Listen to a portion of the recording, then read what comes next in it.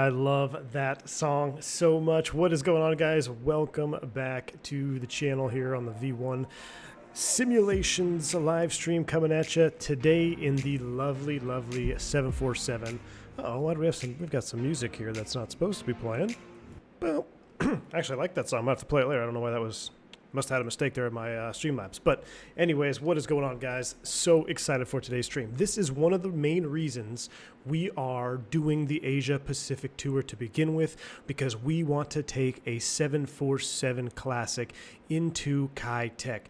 This airplane, the Felis 747-200, I said it when it first, even before it released, when I was on doing some little early access streaming, I said this plane is a staple for X-Plane. It needs to be in your hangar if you are into a wide body jumbo jet, and what better airplane than the Queen of the Skies herself in the 747. So I know the livery, excuse me, on the thumbnail said we're going to be in Air China.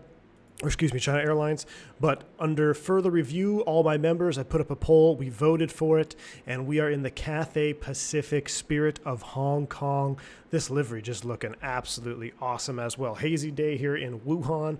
We're going to bring this airplane completely to life. It is completely cold and dark right now. If you guys haven't seen this airplane before on stream, I know it was being streamed heavily before it released, and then after it released, I haven't seen too many people flying it recently, so I'm super excited to get in it. There was a major update that just dropped for this airplane. However, I am not running that most recent update because all my test flights were done flawlessly in the version, the little beta version that I have access to.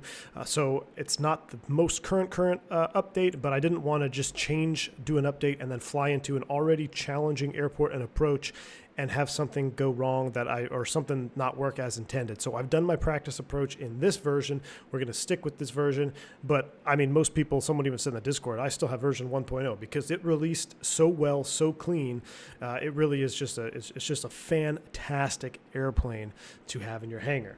So we have a long wait to set up here. I'm going to just skip all the shout outs in chat. I'm just going to go right into the airplane here. We're going to fire it up. And because we got a SIVA to align, we have loading, fuel loading, we've got a bunch of stuff to do. So bear with me real quick as I go through kind of just a quick and dirty cockpit setup here. First things first, we're going to go ahead and turn the battery switch on. Then we're going to come up to the overhead. We're going to go ahead and arm the emergency exit lights and get those on. I want to turn my nav lights on for now. We'll turn on the logo lights, and then we're going to call Jar and get him up here. Cockpit to ground, put the chocks on. And we're going to connect the GPU. Cockpit to ground, connect ground power. And we might as well drive up everybody. Everybody's going to be driving up here. They're on. Ground power on, so that sounds good. Ground power connected. Beautiful. Ground power is connected. So we're going to come up here and we're going to close. Actually, before we do this, I always want to get in a habit. I'm not very good at it. There we go. Check your volts and amps on your breakers before you close them. Oops. External power 1 and external power 2. Yeah, these are for the main aux APU. So we've got our external power 1 and 2 online. We're going to go standby power to normal. And let's go ahead and get the galley powered up here. We'll go ahead and go normal.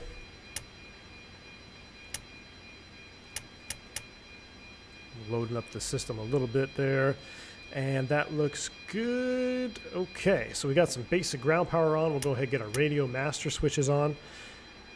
What else do we need to do? Everything here, we're just going to kind of do a quick top down here. I'm going to go ahead and start the align phase 1, 2, and 3 in the SIVAs. We're going to do our Mach warning test, over rotation test, stall warning test, check. We'll leave the nacelle anti-ice off, wing anti-ice off, probe heats off, window heats off for now. Anti-skid, we'll go ahead and arm you. We'll leave the body steering disarmed for now. That looks good. Actually, no, we'll turn anti-skid off. That's not going to do that yet. That looks semi-good there. Just a quick glance over here. Everything is fine. All right. Reset you. Let's come under here. Let's do a couple more tests here. Altitude alert. Oops. Ground proximity. Pull up. Glide slope. Glide slope. You're going to hear a lot of that when we go to Kai Tak. Bank angle check emojis in chat, please. We're going to need them. Rotor ratio test and instrument warning test here as well. Reset, push to reset on both of those. Now, since we have multiple things that are going to take some time, we're going to start the alignment with the SIVA first. Actually, we're going to deal with that in a second. We're going to put you on pause. We're going to put you on pause.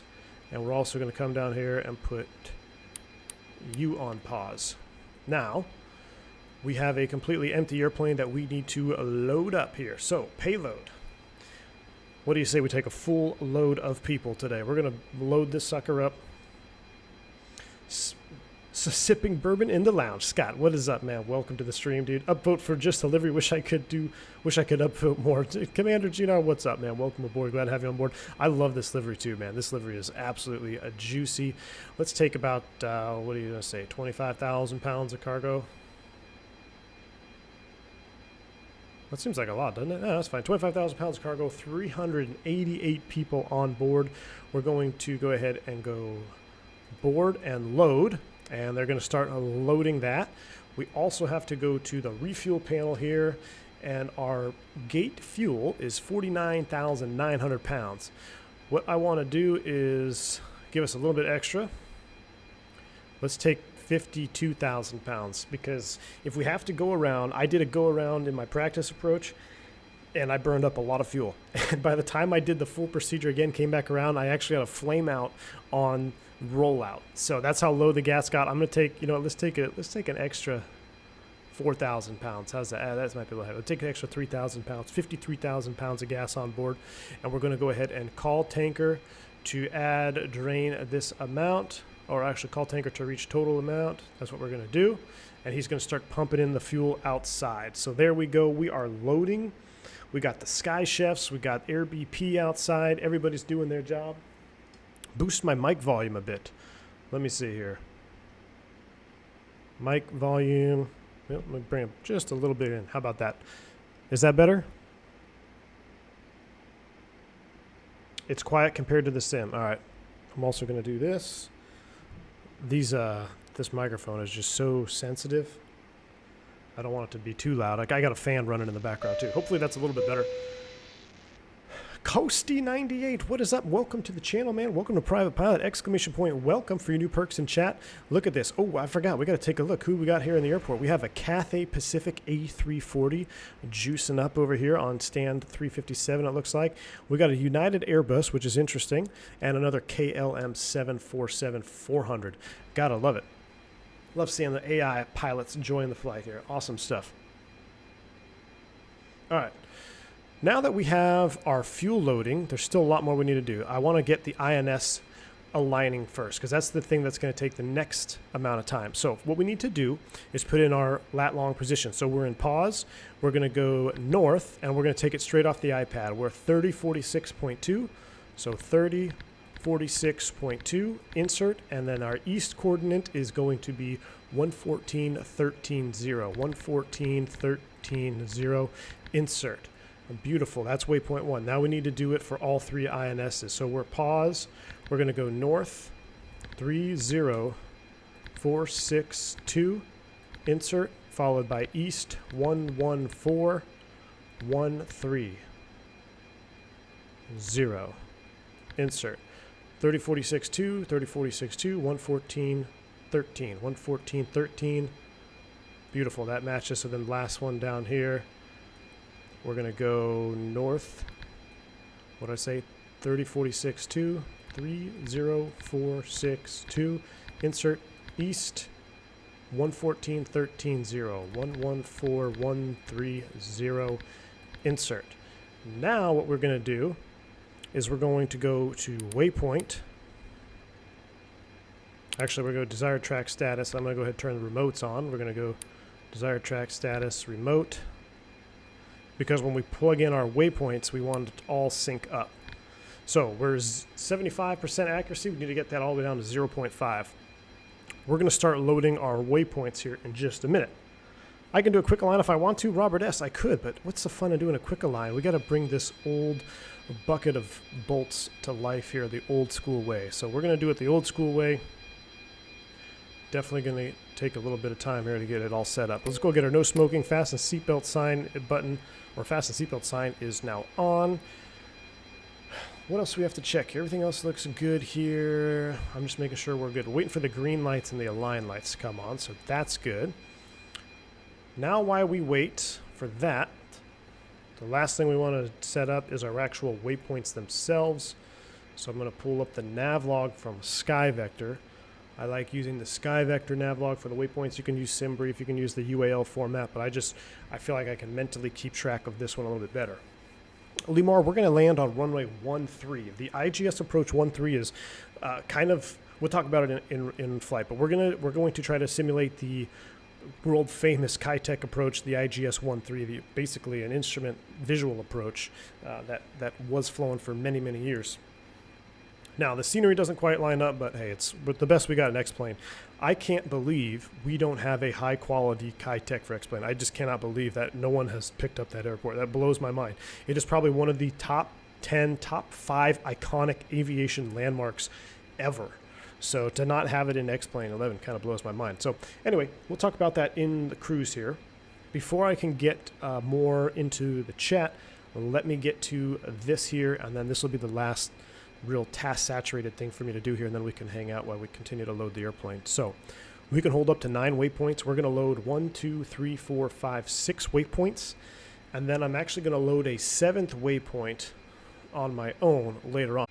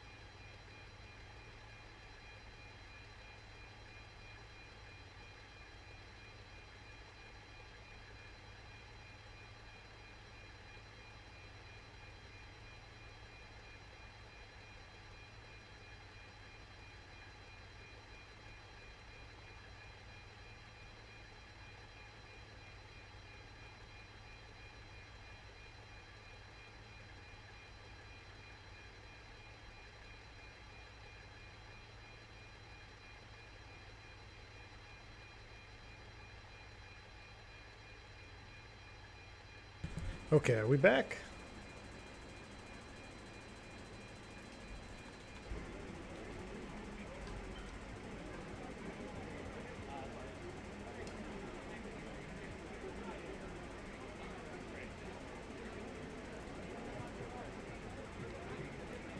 All right, I think we're good. I don't know what happened there.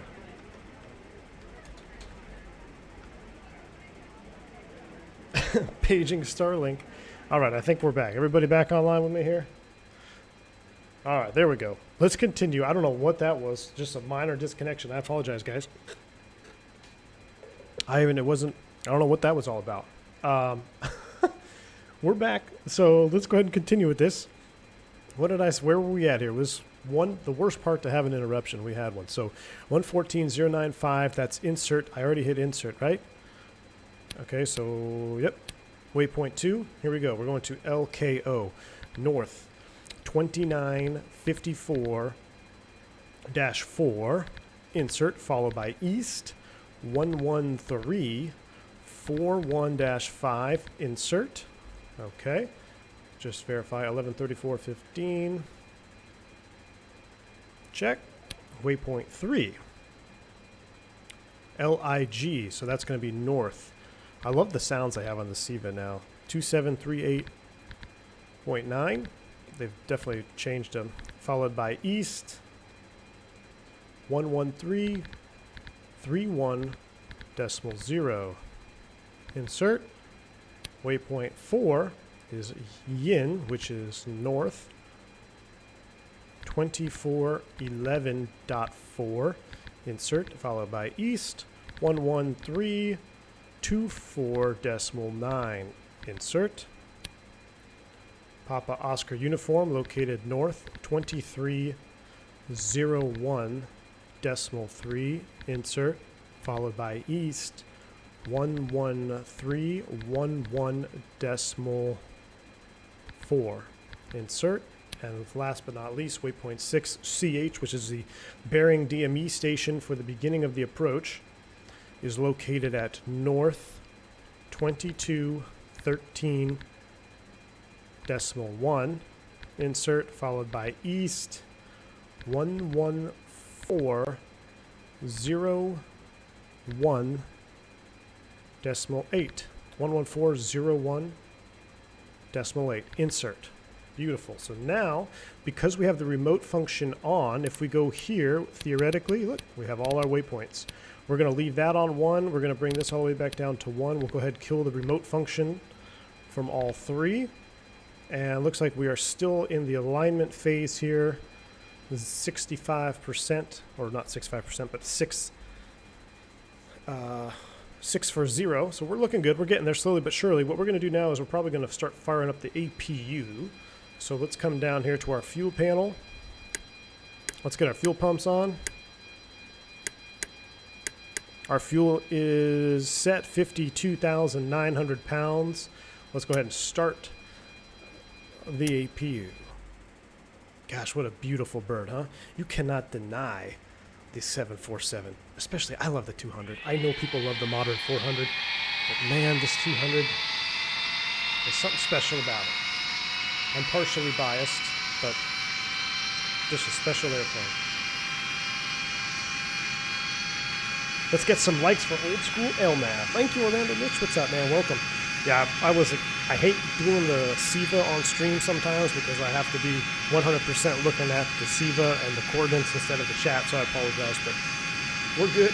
The V1 stream ran out of bourbon. Exactly, Robbie. We ran out of bourbon. That's what happened there. Daniel Gregory, is there a way of verifying the coordinates are correct?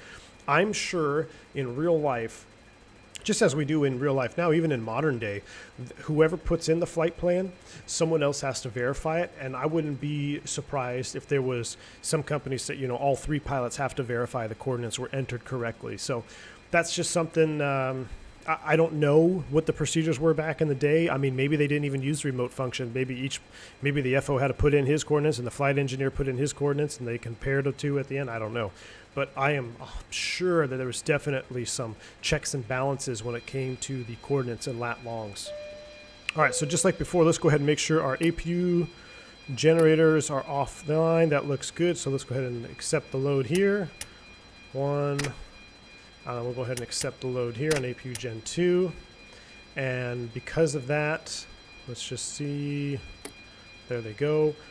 Let's go ahead and open the bleed air valve. We'll start getting some air conditioning to the cabin here. We'll get our packs online when we're at the gate. Bleeds are coming on now. I know it's a little premature, but get our recirc going on as well. And one other thing, we're going to get the cargo ventilation into normal as well. Cargo heat, I should say. And now we can go ahead and pool the GPU. Cockpit to ground. Disconnect ground power.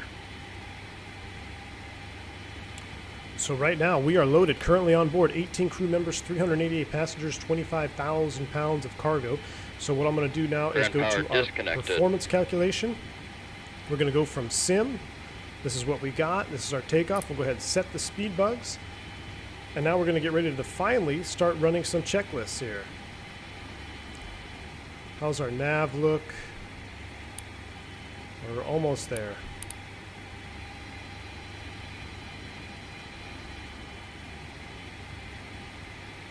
Here we go. Before start pilot's checklist.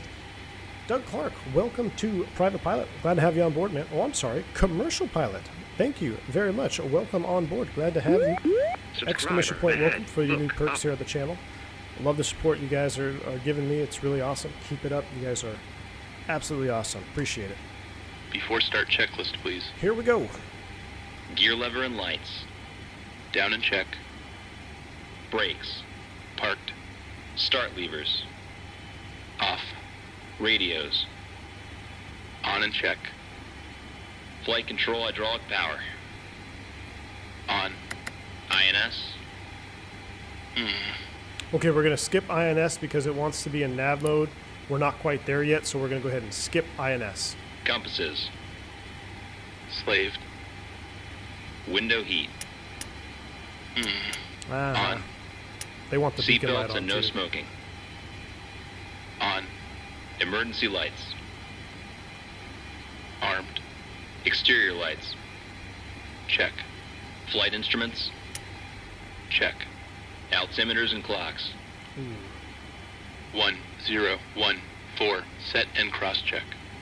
Radio INS switches. Radio. Radar and transponder. Standby. Indicator lights. Check. Engine and wing anti-ice. Off. Stall warning. Check. Mach airspeed warning. Check. Auto brakes. Check and off. Body gear steering. Damn. Oh, Arm. Anti-skid. Hold on. what? On. I got it. Autopilot and flight director. Check and off. Takeoff warning. Here we go. Check. Auto flight enunciators. Check. GPWS. Check. Instrument warning. Check. Flight director computer selectors. Check. Instrument source selectors. Normal. Reserve brake valve. Closed. Spoilers. Down. Static selectors. Normal. Oxygen mask and regulator.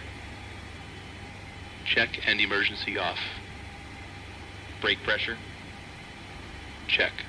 Stabilizer trim. Check and on. Rudder and aileron trim. Check. Checklist completed. Beautiful. All right, before we hit the flight engineer checklist, let's go back to our performance page. Our stab trim is 3.7 units. So if we look here, that should be... I guess we can't quite move it yet, but we're going to need to move that. We'll also go green band forward for takeoff at 3.7. Coming back over here. Here we go. Let's run a flight engineer checklist now. Brighten it up just a little bit. And let's do the flight engineer's checklist. And just before we do that, one other thing here, really cool, couple fire tests here. Loop A, oops, nope, that's not what I want to do. Fire test loop A, fire test loop B, and you could do them together. You get the fire warning. You could test the squibs left and right. The amount of detail that Felis has done on this airplane just continues to impress me. One of my favorite add-ons in X-Plane, no doubt about it. Here's your fuel jettison panel. Hopefully we don't have to deal with that today. Everything else looks good. Let's go ahead and start the flight engineer checklist. Battery on. APU panel. Check. Auxiliary power. Check. Engine oil quantity. Check. Fuel quantity. 52,840 pounds. Check. Fuel panel. Check and set. Pressurization controls. Check and set. Bleed controls. Wait. 0330. Check and there we go. set. Hydraulic quantity. Check. Check. EPR computer. Oops. Go around. This. This. Circuit breakers. Check. Indicator lights. Check. Electrical panel. Check and set. Air conditioning controls. Wait. Check and set. This. I guess he wants to keep the packs off. We'll keep them Fire off. control and wing overheat panels. I would imagine it's just before Check engine start. and That's set. why. Equipment cooling. Check. Passenger oxygen. Check. Hydraulic panel. Check and set. Fuel jettison panel. Check. Crew oxygen. On. Oxygen mask and regulator. Check and emergency off. ADPs off. Checklist completed. Beautiful. Checklist completed. Now we're just to the after start checklist when it is time. Almost fully aligned here, so we're almost ready to go. I'm going to make sure I didn't miss anything here. We'll go on. Gen mode, we'll just do normal there, and we'll keep the Gasper off. Everything else looks good. And our 330 is our cruise altitude. Our baro set is 1014. I'll set that there. Everything else looks good. So we are almost ready to go. We're going to set up our EFIS, or I'm sorry, our MCP panel real quick here. Let's go back to our performance. HD Sim, thanks for stopping by with the like, man. I appreciate it. So here we go. We're doing a flaps 10 takeoff, 26.6% of our MAC. Our speed's 2432.49. I'm going to go ahead and leave 149 set in the MCP, which is V2. From there, we are going to look at our departure. So we haven't even talked about this. ZHHH is our airport, and we're probably going to be departing off runway 10. Oops, wrong one. What we got here? 10-9. And we're going to take runway 4 right for departure. So that leaves us with our departure procedures. And I forget which one we were on. It was the... What was our departure procedure according to our SimBrief flight plan? Basically, it's a VOR departure. It's very simple to fly. The LKO02 Delta. LKO, where is the 02? Here's the 02 Delta. So pretty simple here. We're going to be right off the ground heading 061 on departure. So we'll set 061 here. We'll go flight director. Oh no, I don't want to do that. Turn that off. Flight director on. Initial pitch, according to our perf charts, is 15 degrees. So let's go ahead and roll this all the way up to 15 degrees. End score, I love the Dutch accent too. It's a real flight engineer that did the recording from Felis. It's an actual 747 flight engineer that did that. Okay, so we've got 15 degrees set, 142 is our V2 speed. We got 061 on the heading. We don't have any ATC, so we're going to just set our top altitude of 330 for climb out, and it is almost time. Almost time. We've been streaming for what, 30 minutes? Perfect. Looking good. Let me just do this a lot faster. 330 is our cruise altitude. That is set. 045 there, so now let's come up here and go nav, nav, nav. Beacon light on. Welcome Ladies and everybody gentlemen, aboard. this is your captain speaking. On behalf of the entire crew, welcome aboard the Boeing 747 Classic. We will depart shortly after we have our clearance. The cabin crew is finished with their preparations. For now, I wish you a pleasant flight, and I will be back during the flight with further flight information. Okay, we're going to go ahead and get the catering trucks out of the way. They're closing up shop. We'll go ahead and do Cabin crew, arm slides. arm slides for departure. Cabin call. All doors are closed and armed. Thank you. Ladies and gentlemen, this is your chief flight attendant, and on behalf of our captain and the entire crew, I wish you welcome aboard. Please take your seat and fasten your seatbelt. And also, make sure your seat back and folding trays are in their full upright position. We request your full attention as our cabin crew will demonstrate the safety features of this aircraft. When the seatbelt sign illuminates, you must fasten your seatbelt. Insert the metal fittings one into the other and... Ground to cockpit, please show me where you want to go. That looks good to me. Ground to cockpit, tow is driving up. We suggest that you keep your seatbelt fastened. All right, so I'm going to go distance and time on that one, and then I'll also go wind.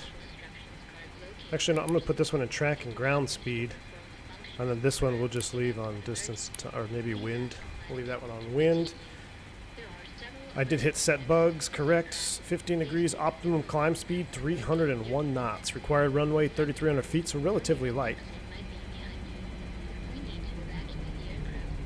One other thing I wanted to check is our departure. We're going to be picking up the Kaidian VOR, so we can cross-check this with our INS nav once we take off. 114.25. We want to intercept the 226 radial inbound. All doors and hatches are closed, ready to connect.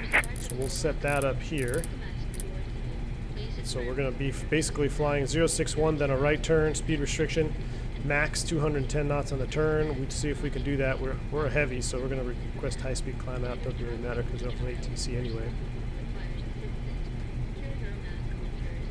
And assist the other person. Keep your mask on until the crew member advises you to remove it. All right, they are out of the way.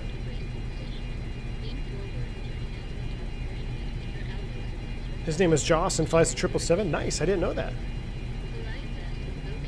ADPs are the, over here. Air pump. Now I thought I'd have to go ADP So on... connected and bypass pin inserted. Release parking pushback, brake. but I guess not. Alright. We are in nav mode, correct? Yep, brakes Parking release, brake clear to push. released. Here we go.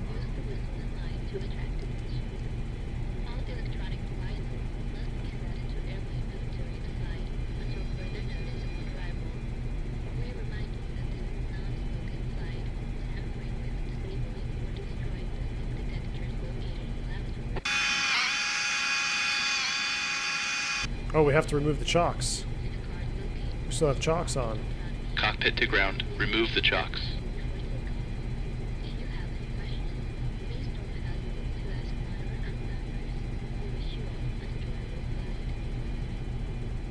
Starting pushback. Chocks And you removed. may start engines. There we go. Chocks removed. Here we go. We got our clear to start. Let's arm Ready it. to start the engines. Ready for engine start.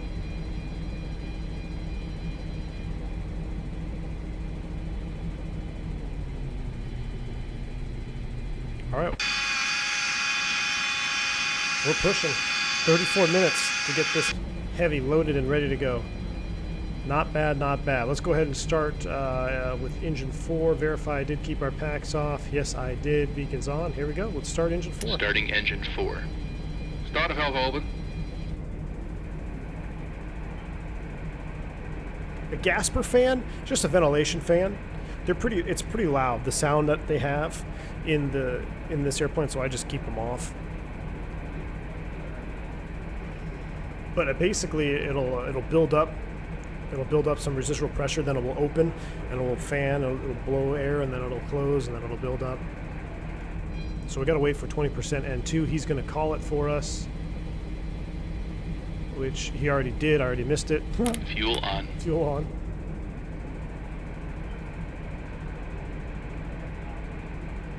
Robert, yeah, when you leave the chocks on, it won't push you back. I love it. Nice little attention to detail for sure. Hazy here in Wuhan tonight, though. We're spooling.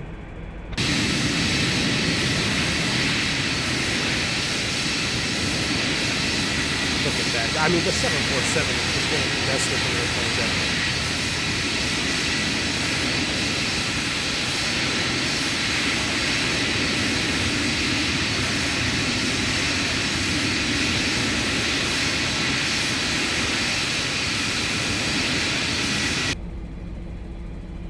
All right, let's go ahead and start engine. Starting 1. engine 3. I'm sorry, engine 3, system 1.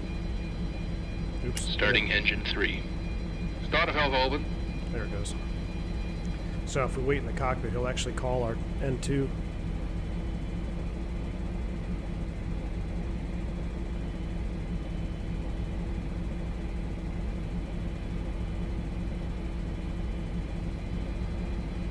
%, N2. Fuel on. There's our light Light off. up. Liam, what's up, man? Welcome. Bourbon and a V1 stream? Excellent. Sounds like a good evening to me, Liam. Welcome aboard, dude. Starter off. Engine stabilized. Operation complete. Set parking brake. Parking brake set. We're set. Disconnecting tow. Stand by. And engine 2. Starting engine 2. Start valve open.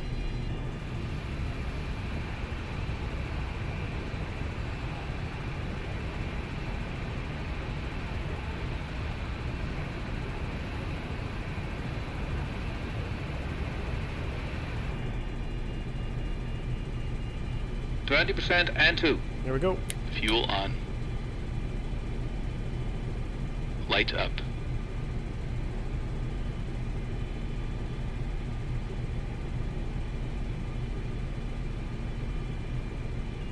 Starter off.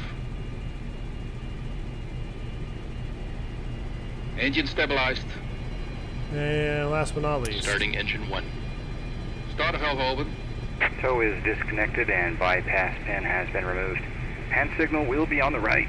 We'll see you next time and have a great flight. Roger, thanks for the smooth push. We'll see you next time.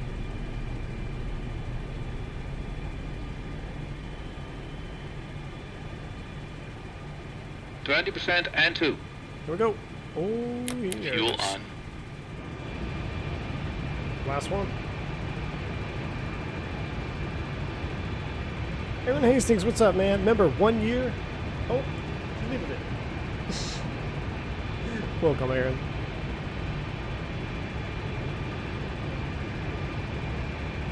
There is only a passenger variant? I believe so. I don't think we have any official cargo variants yet. I think there's definitely some cargo liveries, but I don't know if we have a full-blown cargo variant yet. I'm not even sure if that's in the works. That looks good. So we'll go ahead and start a valve off. We'll go ahead and close that. And close, close, close, close. Close and bleed air off and stop. Let's go ahead and get our packs on for now. ADPs, auto. I think we're looking good. What did I say? Our takeoff trim was 3.7 units in green band. Let's do an after. Start checklist.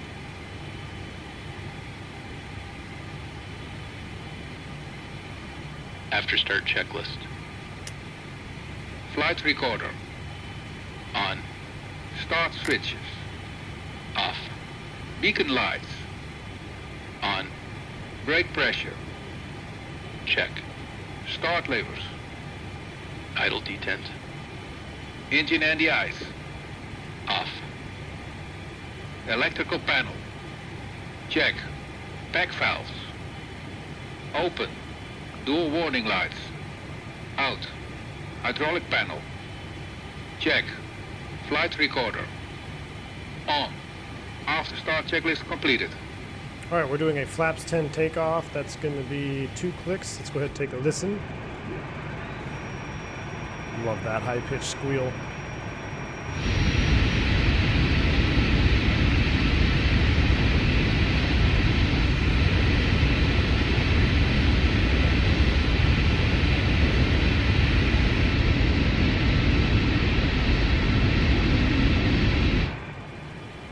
That looks like flaps 5. Yeah, I need to go one more.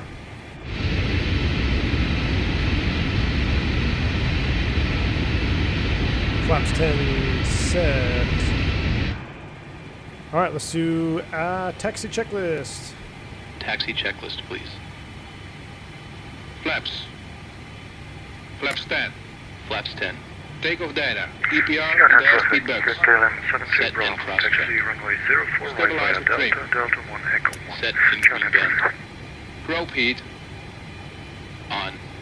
Flight controls. Ah, Hold on. actually wants you to check them. Check. Yaw dampers. Check. Seat belt and shoulder harness. One thing I Check. hate about this yoke is APU. hits the microphone. Off. Fuel heat. Off. Totalizer and gross weight. Set. I agree, Christian. Flight The slats are engineer and freaking pilot awesome. panels. Check. Aft cargo heat. Normal. We set that a while Seat ago. belt and shoulder harness. Check. Taxi checklist completed. All right, we're getting there. All's left is the B4 taxi. Let's go turn-offs and inboards on. What's number 3? Cabin crew, take your seats. Oh, okay. Where are we going? And you know what? I should probably set runway heading, even though it has an immediate right turn, but oh well, whatever. Let's see here. We're going to be taxiing to runway 4 right via Delta 7 and Echo. Wuhan traffic, Cathay 357 heavy, taxiing 4 right, Delta 7 and Echo, Wuhan. There we go. Brakes Parking released. brake release. Cinematic taxiway. Oh my goodness, watch your ears. Here we go.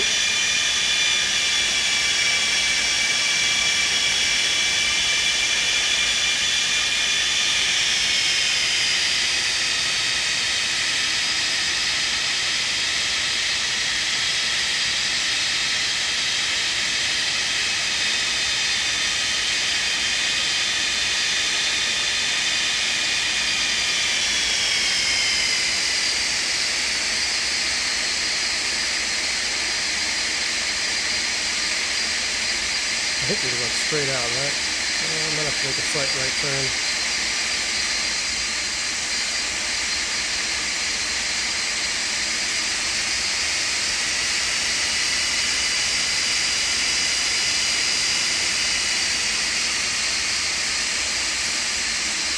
Cafe 69 lining up, taking my off the right. That is awesome. Hit the like button for that, huh? Look at the detail on the slats, on the underside of the slats. Oh my gosh. Absolutely love it. Alright, let's figure out where we're going here. Dougal McTavish, you love this bird. I agree, man. This airplane is a absolute must-have, in my opinion. You have to have this airplane in your hangar if you're an X-plane fan, and you have interest in long haul, of course. But not even long haul. You don't have to fly long haul, but wide body jets. This is for sure the airplane that you need to have in your hangar.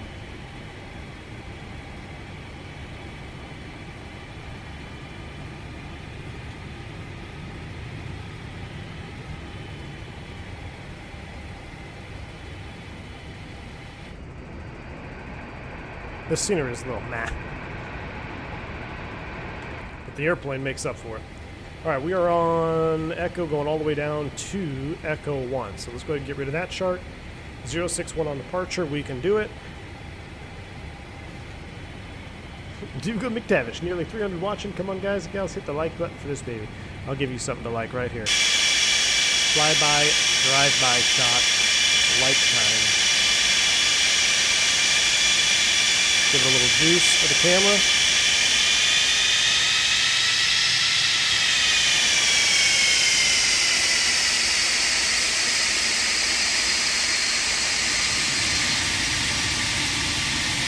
Little Southwest taxi right now. Watch me go into the tail of this 340 up here. I know who's that's a 7.4. 340 already taking the runway. That's awesome.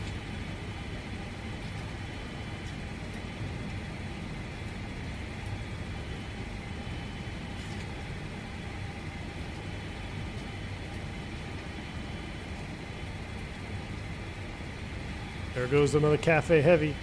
Oh, that is awesome.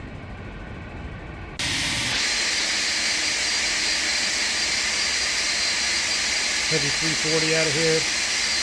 Watch his rotation.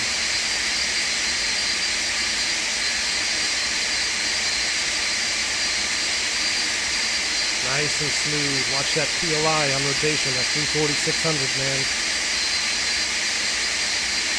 Got an interesting KLM 72 Bravo, line up runway 0 for right. Alright, KLM lining up. He even sounds Dutch.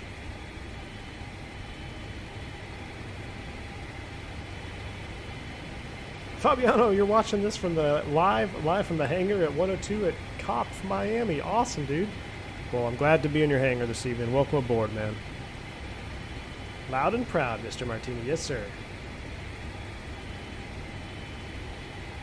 Should watch this conga line so you land first, so then we can watch the rest of them put it into the checkerboard. Yeah, that's a good point, Vodka. Y'all should hold over the VOR or hold over the DME station. We'll coordinate. I'll coordinate when we get down there. But that's a good idea. If you guys are watching the stream and you want to see your approaches from my checkerboard, just hold until I go inbound on the approach. That'd be kind of cool. All right, I'm gonna do my before takeoff checklist. See, total immersion. Total immersion. Wait, oops, what am I doing there? Wrong lights. Parking brake set. Yeah, terrific. KLM 72 Bravo, takeoff runway 0 for right. He sounds German. No, he's definitely Dutch.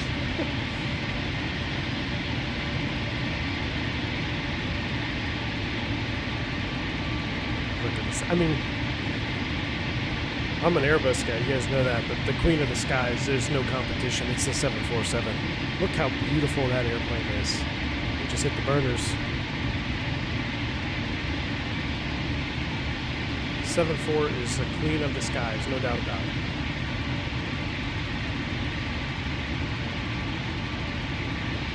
Yeah, I set the trim vodka 3.7. Wuhan traffic. Cafe 357 heavy, line up 4 right. He's out of there.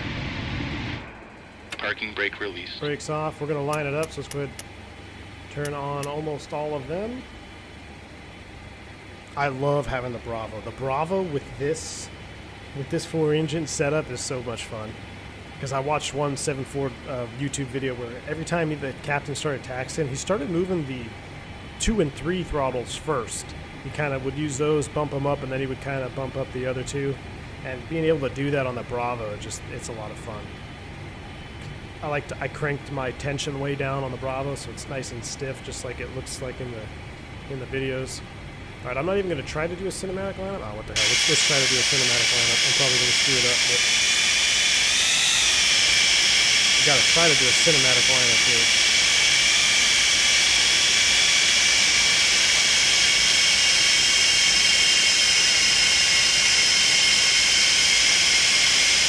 Oh my goodness.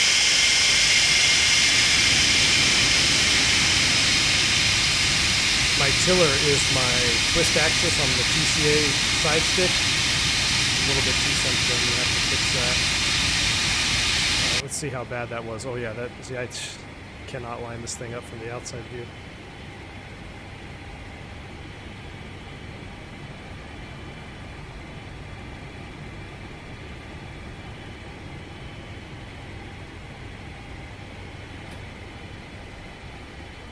How do we do? Not bad. All right, let's do our checklist here real quick. Before takeoff checklist. Icing considerations. Check. Cabin alert. Check. Transponder. Check. Ignition. Got me. Flight start. We got to answer the call too. Flight attendants waiting Body on gear us. steering. Disarm. Back valves. Wait. Dis. Closed. Pressurization mode selector. Auto. Fuel boost pumps. On. Cross feed valves. Christian. Check. I know. Before takeoff checklist completed. Before takeoff checklist complete, answer her Cabin call. ready. Cabin's ready. You guys ready to get out of here? Let's do it. Wuhan traffic, Cathay 357 heavy, departing runway 4 right, Wuhan. Here we go. Spool them up. 1.1 EPR. Air traffic, Canada to the heavy, line up runway 0 right. Stabilized. Hit it.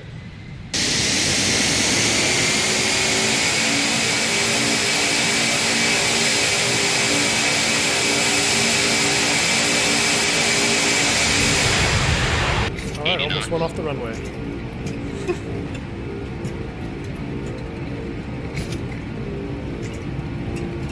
V1. Rotate.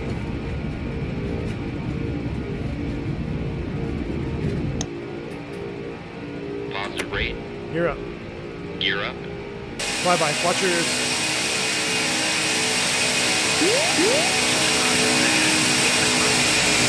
Oh my goodness.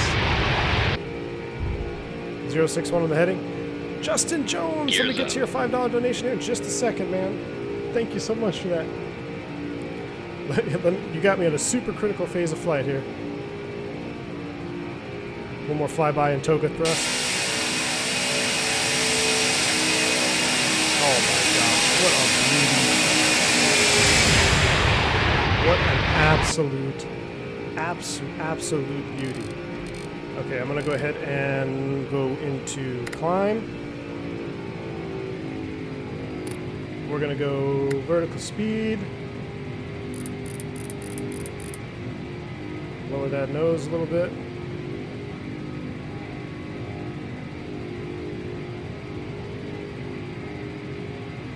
Why is that vertical speed way up there? Let's go dial that down. Let's do about 1,000 feet a minute. Go ahead and dial this up to 250. Actually, we're going to request a high-speed climb out. Our optimum climb speed was 303 knots. And We need to turn to 136.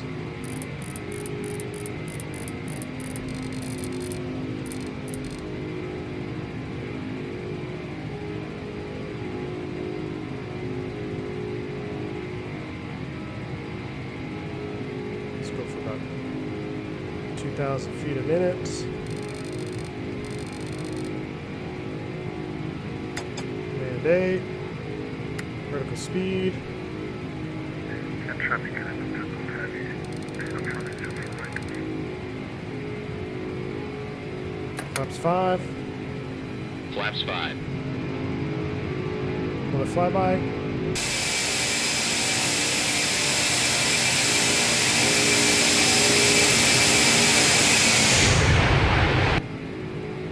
Yeah, you definitely get whoever said you get the feeling of mass on the climb out, you sure do. Let's go ahead and get those on. There's a lot to do here. Let's go ahead and do it. Flaps 1. We'll wait for this to come in here. Intercept the 226 radial.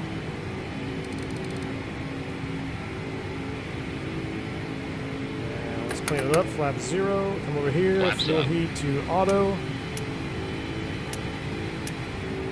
Let's do an after takeoff checklist. After takeoff checklist. Gear lever. Off. Landing and logo lights. Man, you're killing me here. You want all of them off, really? Off. Ignition. Check. Seatbelts and no smoking sign. Check. Back valves. Open. Fuel heat. Auto. After takeoff checklist completed. Beautiful. Let me get to this a super chat here. Justin Jones, thank you so much, man. I appreciate it. I'm just watching this needle right here on the climb out. It says, hey, everyone, haven't been able to catch a stream for over a year. How's flying? Been over in the States. Thanks from Australia, mate. Love your flying. Justin Jones, thank you so much for your super chat. I really appreciate that. Things are good over here in the U.S., man. Things are good. Ironically, my good friend who's an Aussie through and through, he just got hired at one of his dream carriers. So it's been good in the States, man. I hope things are well for you over there in Australia. Thank you so much for the support on the channel. Glad to have you on board, man. All those sounds are worth deafening. All right, we flew through our localizer course here, but that's okay. What I'm going to do now is I'm going to go straight to INS mode, and we're going to attempt to capture our waypoint 1.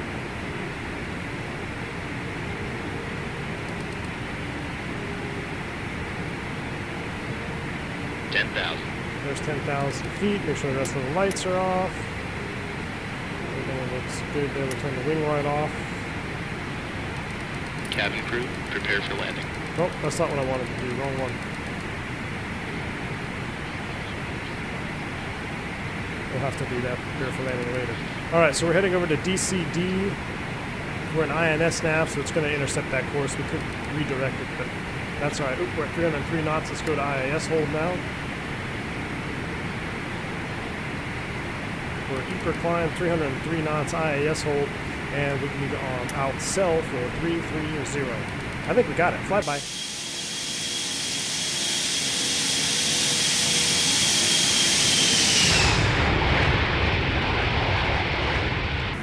Don't mind the ugly default scenery. Fabio, what's up, man? It says just arrived. How's it going with this beast? Hey, Fabio, we just got ahead of it now. We're about to hit a waypoint alert here. Probably going to go to waypoint 2. Matter of fact, what I can do here, why don't we just do this? Let's just do waypoint change. Let's just go present position, waypoint 2, insert. And we're going to go INS, navin. So we're going direct to waypoint 2 now.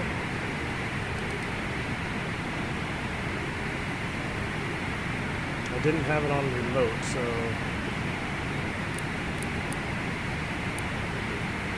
That's alright. We'll leave this one stop. 51 miles, 8.3 minutes, wind 217 per second. Beautiful. She called me, they're ready for landing, but that's my bad. I hit the wrong button there. But we're doing good, Fabio. Welcome aboard, man. Welcome aboard.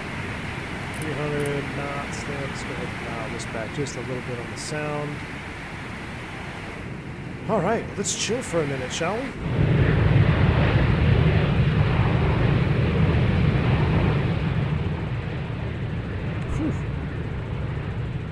That took a minute to get out of there, but hey, we did it. Is there a SP version? Not yet, Captain.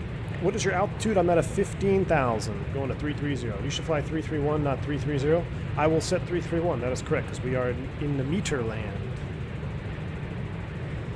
But what a departure. That was beautiful, huh? Let's do another flyby, just because this airplane, I can't get enough of it.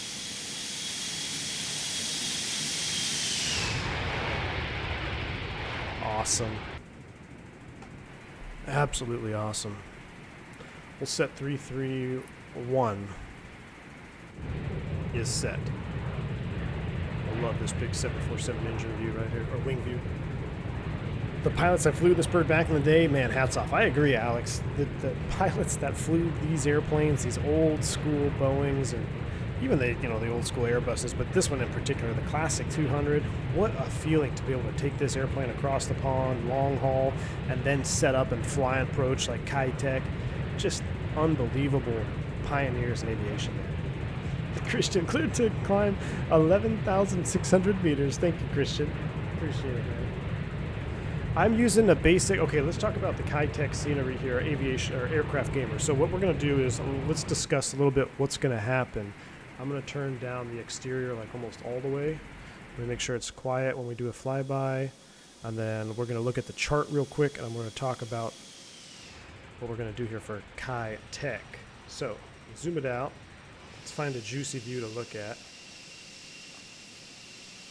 I don't know why, but I kind of like looking at the underbelly of the 7.4. I think it just looked like that shot right there with a little bit of beacon in the climb out. I love that. So I'm using whatever one I found on the org store, or not the store, just the org forums.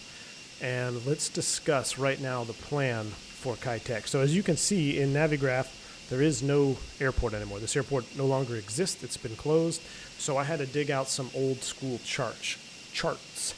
So this is the one I like to use. I found this one. It's an actual jet plate. I have multiple in here, like this, like these here. I mean, this is just a little bit more zoomed in. This one's a good chart too. It's actually easier to read. Might have to use that one. But the reason I like the other one is because it actually had the Latin long. This is cool too. I found this one on Google. So look at this little pilot note right here. This was either a NOTAM or a change, and you can see he actually penciled in the different altitude. It used to be 1730 or 1731 with 1716 AGL. So there must have been a NOTAM or something changed. And back in the day, now on my iPad, I just cross it out with a little highlight marker or whatever and put in the new altitude. But back in the day, this is what you had to do. You actually had to write on your charts. And it's, it just kind of brings me back to when we had paper charts. It seems like I always hated those things, but now that we're all digital and electronic, I kind of miss the old school paper chart flying. But anyway, this is one that I found off of Google as well. But the chart that we're going to use, and it's all the same information, we're going to use this one here because it's straight out of a jet plate. I like this format. I like reading it off the jet plate like this. So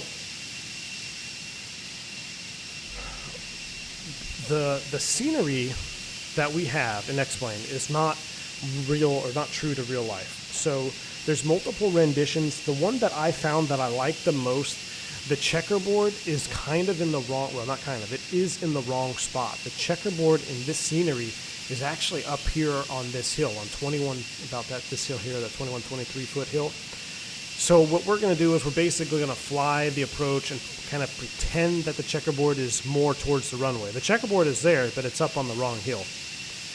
Now, another thing that you have to take into account when you fly this in X-Plane with the default nav data, these nav aids don't work as they used to anymore. So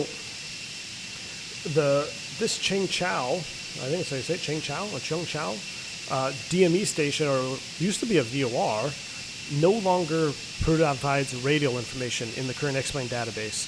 So we still get DME off of it, but that's it. I can't track radials off of it. So what I'm going to end up doing is we're going to fly directly to this NDB station, and then I'm going to use a little bit of a cheat sheet on the map view, and we're going to do our own procedure turn, and then we're going to track the 270 outbound. if we can just get established on a 270 course, we're going to use the INS. We're going to use our track ground speed to track a 270 course outbound from the DME station. And then I'm actually going to add, I'm going to put this in the SIVA, but it's just for reference, this Gulf waypoint here. What we have to do is when you're tracking outbound, you're waiting for an NDB bearing to be 360 from the station of Wuhan, and that's when you commence your turn. Now you have two turns. You have one at 180 knots or below 180, and then you have a turn at above 180. We'll probably be right at 180 knots. So right when we hit that 360 mark, we're going to go ahead and start our turn, basically track directly towards the NDB, and then an NDB 45-degree bearing outbound to pick up the IGS DME course 088 inbound. So there's a lot to set this thing up. We're going to make sure we set up well ahead of time once we're a little bit closer. But for now, that's kind of the plan, just a brief overview. We have to kind of use the cheat view to get this proper here, because I don't know why it doesn't do radials, it just has DME. And like I said, our checkerboard is a little bit offset of where it used to be, but the scenery, this one I still find is the best one visually. I think there's another one for X-Plane 10 that has a checkerboard position a little bit more accurate, but I don't really like it as much. So the scenery that we have looks good, except the checkerboard's in the wrong spot. But anyway, I still can't believe Orbix or Flight Tampa conversion, or Flight Tampa hasn't converted officially any of their sceneries for X-Plane 11 on Kai Tak, because it's pretty crazy that we don't have it. It's a very iconic airport, obviously. So let's see, we're leveling off here, 32,000 to go. I'm going to turn the seatbelt sign off. Smoke them if you got them. Fasten seatbelt sign. However, we always recommend to keep your seatbelt fastened while you're seated. In a few moments, the flight attendants will be passing around the cabin to offer you hot or cold drinks, as well as Steve used to get paper charts for free free from a flight shop 25 years ago, expired. Heck yeah, man. I gave a whole jet book to a kid one time. He just absolutely was thrilled that I gave it to him. Like, hey, I don't need it anymore, man. He was just jumping for joy. Look at those clouds.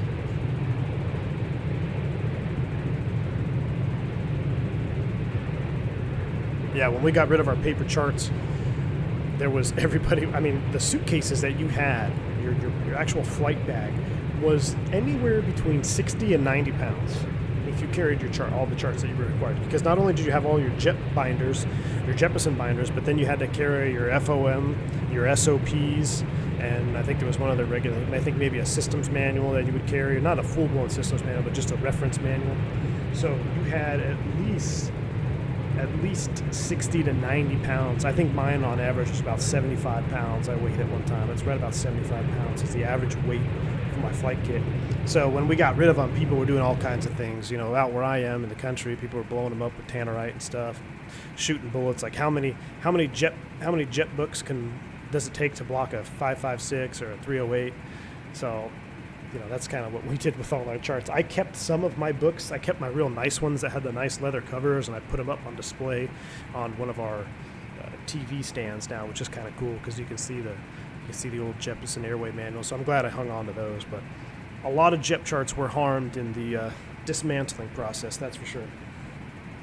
What does the checkerboard mean? So the checkerboard is a visual landmark on this approach. So this approach, the IGS13, is actually a visual approach coupled with the instrument guidance system. So because of terrain, instead of an ILS, you have an IGS, which means you have an ILS type approach, but it doesn't bring you to the runway.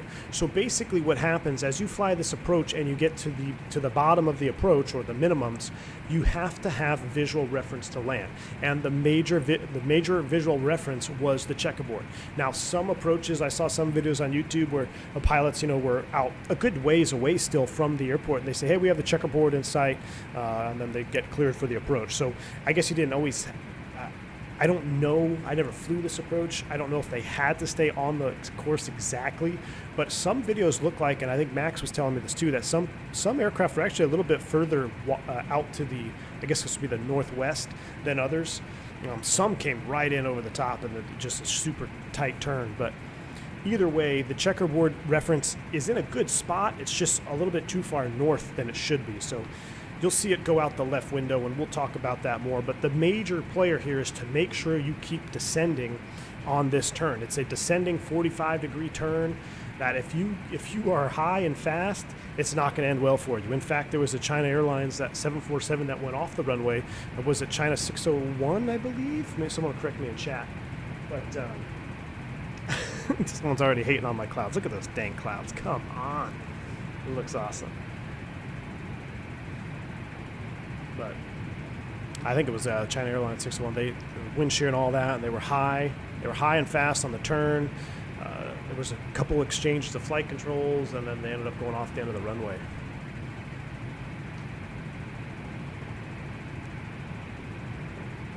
Flying Entertainment, welcome, dude. He says, I'm flying the 742 with the TWA livery from JFK to SFO. Very, very nice. I bought it yesterday, and it's really nice. Flying Entertainment, that's awesome, man. So I was thinking, am I overspeeding? Oh my gosh. Oh my gosh, I didn't go to speed mode.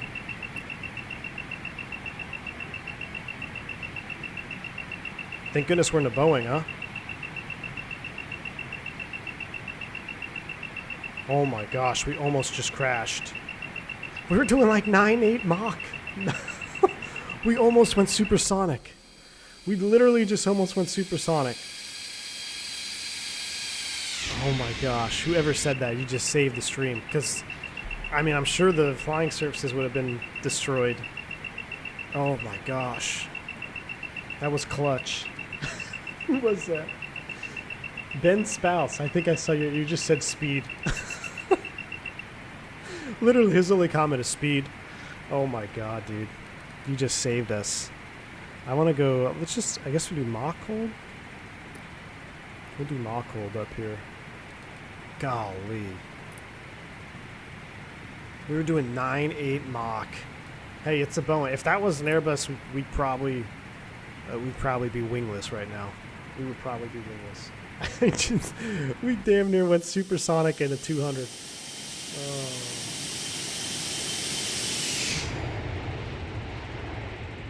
Oh, that's beautiful. Do we be outside or inside? I don't know which view is where we need to sit. Oh, wow.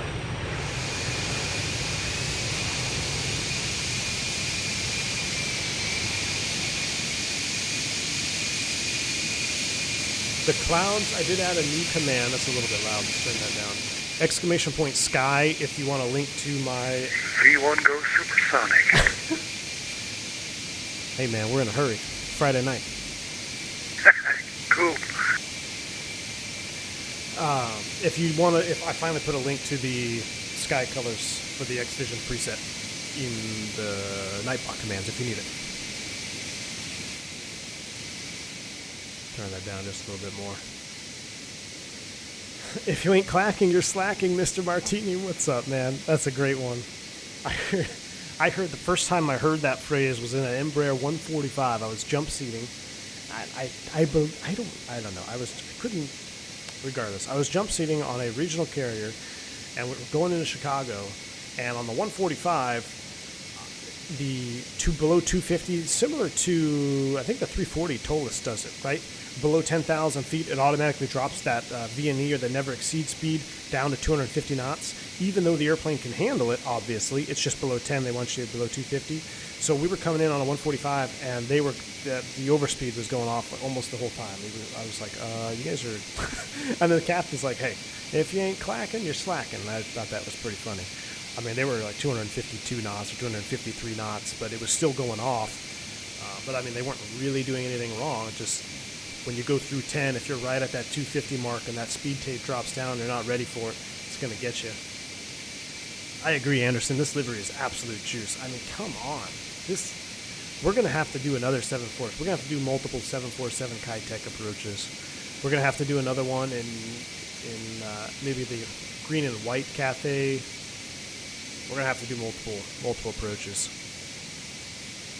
But what I was going to say, after someone said they just bought this airplane, I was going to make a quick little list of like my top, like pick 6 or my top 7 airplanes that you need to have in your X-plane hangar. and this one is definitely on that list. I didn't actually do the video yet. It was just going to be a quick little video. I know holidays are coming up. You may be looking for an airplane to purchase, but I firmly believe, and I mean this, you guys know from when the pre-release version was out and we were doing the flight test in the 7.4, that this airplane, to me, if you remotely like wide bodies flying, or just having a wide body, or a large airplane, this airplane needs to be as common as the Zibo. I mean, you got the Zibo 737, which is free, so it's obviously going to be the most common airplane out there because it's free, but it's also very good. I'm not taking anything away from Zibo, but this Felis 747 needs to be in your hangar. You will not be disappointed. You can fly it exactly how you should if you want to get down to the nitty-gritty and all the procedures, or you can kind of make a mix hodgepodge of procedure, kind of what I do on stream. You know, we're not following any SOP to the T, but the amount of systems that are modeled is very, very impressive. And the flight characteristics, the actual characteristics of hand flying this airplane will blow your mind. It just feels so good to hand fly. And when I did my first practice flight the other day, I was reminded of how much I enjoy flying this airplane around. I need to fly it more. And it's definitely the top 6, top 5 airplanes you must have in your X-Plane hangar.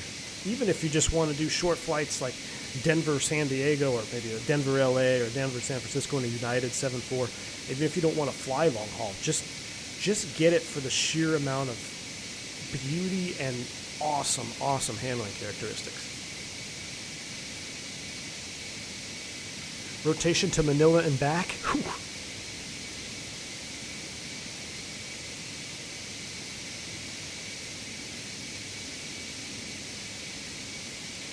James says your favorite is a 7.4 that did the one-wheel landing in a heavy crosswind. Yeah. If you guys watched... Thanks, Ben. He said he watched my ground speed up to 580. Christian, I'll file. Well, I'm not filing a report on that one, man. No one. Hey, this is before FOQA. Hey, what overspeed? This is before airplanes told on you. But if you guys remember when I did the first test stream, or like the 747 flight test, and we did that super heavy crosswind to a go around, if you watch that stream and just that part where I do the go around in a 38 knot crosswind, it looks exactly like YouTube videos of real 747s going around in heavy crosswinds. I mean, it's so unbelievably awesome to watch.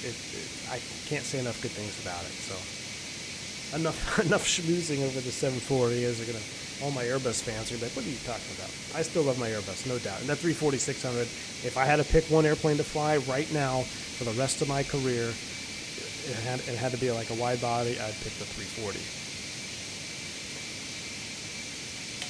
I would love to be on the 7.4-200 probably for about a month, and then I would be exhausted, so that's why I would go with the Airbus.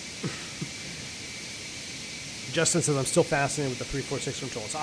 Justin, I am too, and I'm not trying to pitch these airplanes up against each other because they're very different. They are. I mean, you have a fly-by-wire system that's much more modern in the Tolas 340.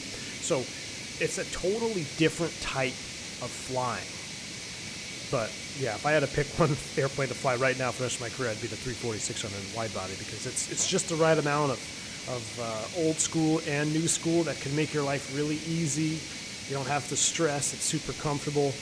I mean, I'd be a lot less stressed going into Kai Tak in a 340 than I would be in a 7.4-200. That is for sure.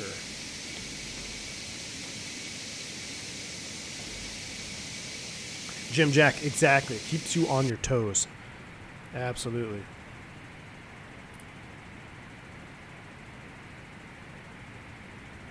All right, we're going waypoint 2 to 3 here. We're about to change over.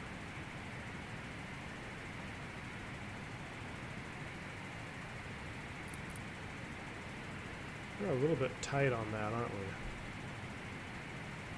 Let's go speed. Oh, we need to be in cruise power. Let's do a speed hold here. Let's bring it back a little bit. Let's get away from that barber pole. We're getting close. I mean, geez, we're still doing 8.7, 8.6 Mach. We're clipping. 300 indicated is about 8.5 Mach at this altitude. We'll do that. Let's make sure the auto thrust, yeah, auto thrust is coming back. Awesome, awesome, awesome. Sit inside for a little bit, shall we?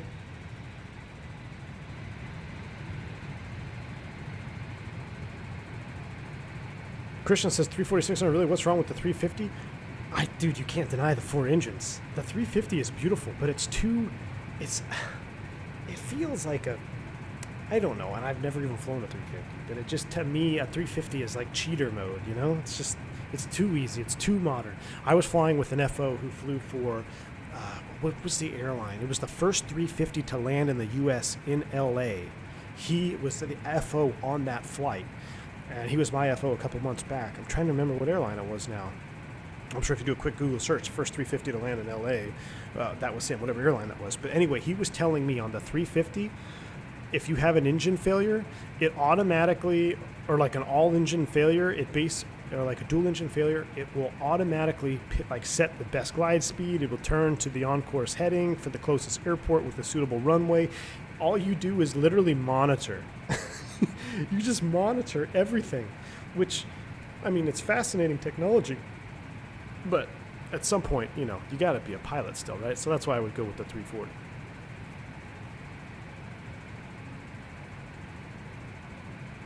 Justin says, I love the 346 inch streams on it. Low, mean, and fat. Exactly, Justin. I still love the 340. We're going to do another 340 stream. Matter of fact, we might have to do a turn in the 340. Maybe we'll fly out of Kai Tak, go somewhere close by, and then come back in a 340, do a 340 Kai Tak approach. That'd be something. I don't think 340s never flew into Kai Tak, right? Because, or did they? I'm trying to think. Was the 340 flying before they closed it in 98? Surely they did, right? Someone have to look that up. That's something I don't know. That'd be interesting. Take a 340 600 in the frickin' Kai Tak.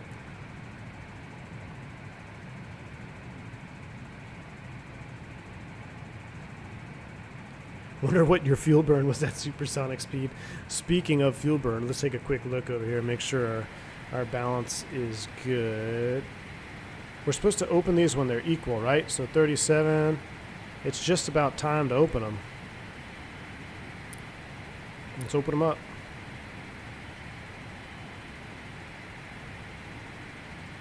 Here they come. All right.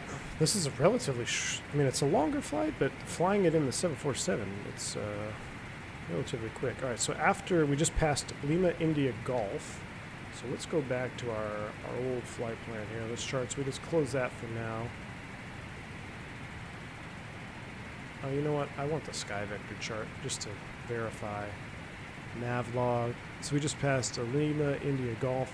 So then we're going to YIN and POU. Can we identify yin yet? Yin is on 13.5. Let's see if we can do a little reference here. 13.5. Oh, it looks like we did pick it up. Yeah, let's do 12.4 here. Alright, there we go. So now we got our needles telling us something. We did pick up our Yankee India November VOR. That's good. Things are good. Everyone's chilling. They're smoking in the back. No ice is required. Systems check. Hong Kong Airlines. That's what it is, Christian. Thank you. Hong Kong. Yeah, he flew for Hong Kong Airlines. Exactly. E340 did land just the 200 and 300s. Thank you, Aircraft Gamer. All right, well, I guess we can kind of simulate, you know, we can simulate that. Maybe we'll take, what is that? Didn't Air China have a 300? I thought there was I think it was Air China had a 340, 300, and I think I actually had a delivery for it on the 600 as a fictional. We could do that flight. That'd be kind of fun. Cactus 1549, what's going on, man? He says, I completed my private pilot certification check today. I'm officially a private pilot. Cactus 1549. Dude, that is awesome. Huge shout out, Cactus 1549. That is awesome, man. Congratulations. That is a wonderful feeling to get your private pilot done. welcome to the Brotherhood of Pilots, my friend. That's a huge. I still remember my private pilot check ride, man. That's a huge day.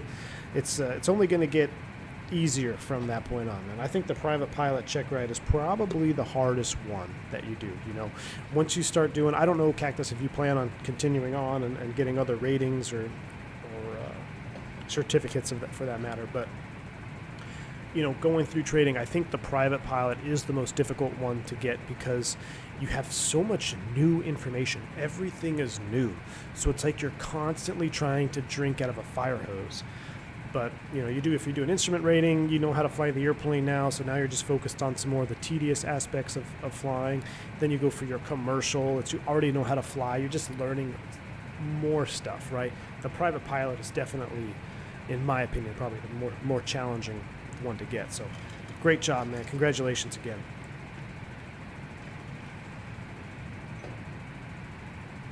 The last plane that took off from Kai Tak was a 340-300. Wow. I did not know that. That's cool. A340 Cathay Kai Tak approach. That's awesome. All right.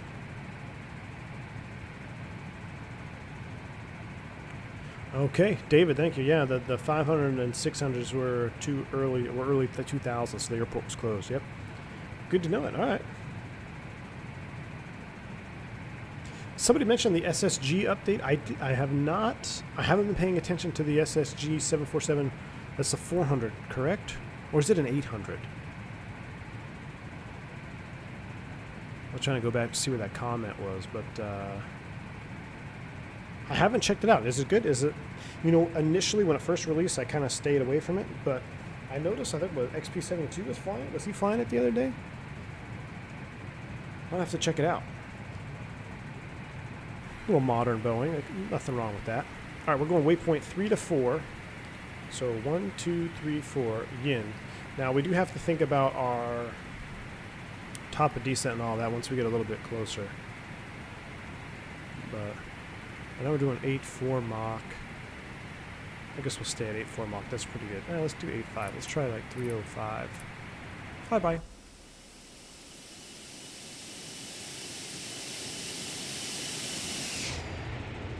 Oh, weather reload. Oh, how about that shot, huh? You can finally use the Apple Pilot emoji. Awesome, man. Awesome.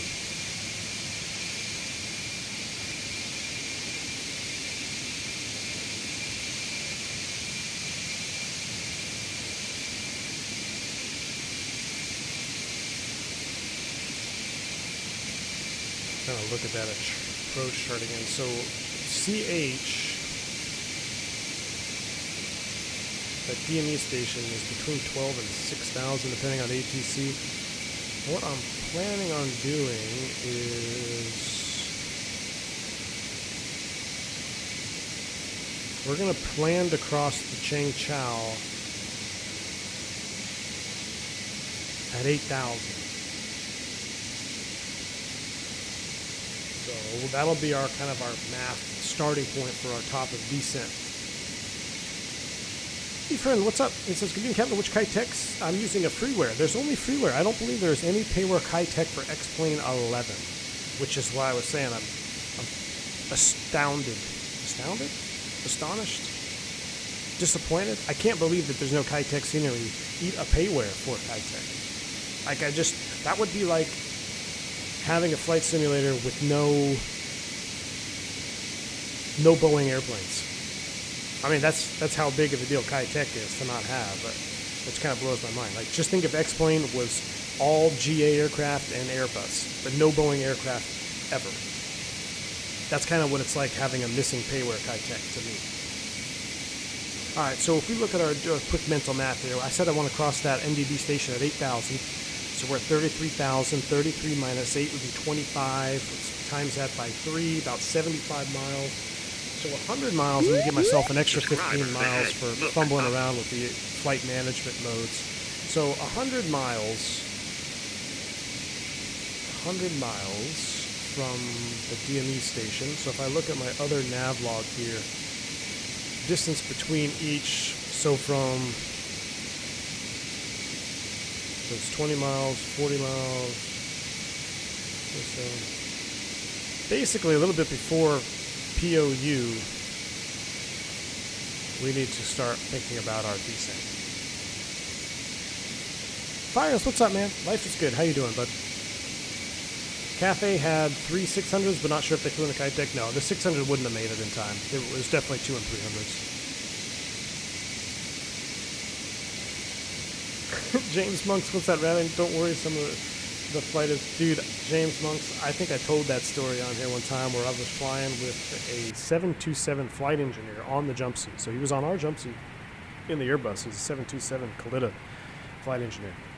And he was telling me stories of they were like trying to max out the speed of the 7.2 and at like 9, I don't remember, 9.2 Mach or whatever, basically red line.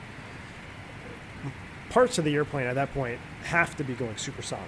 I mean, they have to be.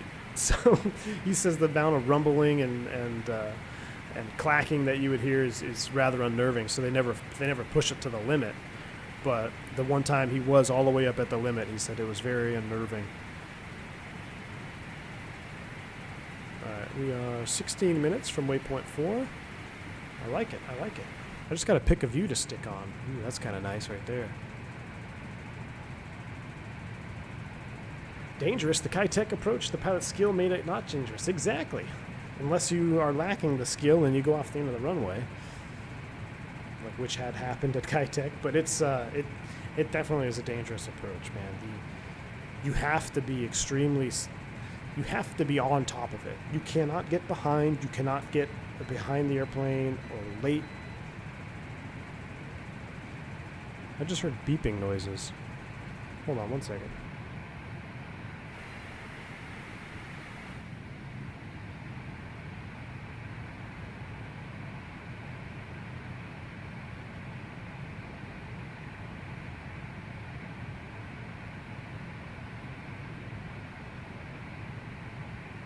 I apologize, guys. I had a fan running in my room. I thought I shut it off before the stream started. So if you were hearing some awful background noise, hopefully it's gone now.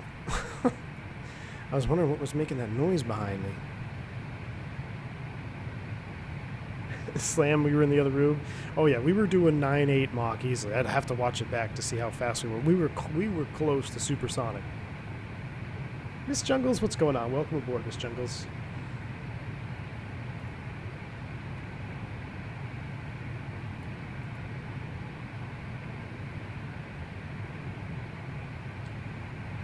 Between POU and CH, there's a waypoint called Tammo. It's the entry point to the Hong Kong FIR. Should be 250 at 15,000. Thank you, Rashid. Yeah, you know what's? I had that waypoint in SimBrief. Actually, put that in my flight plan. I removed that waypoint because it's going to mess with my approach down to the NDB station as far as my procedure turn that we're going to do. So, but that's good to know. Next time I will keep that in there. That Tammo waypoint. I remember deleting it because it just messed up my calculations. But we'll be all right. We'll get it down.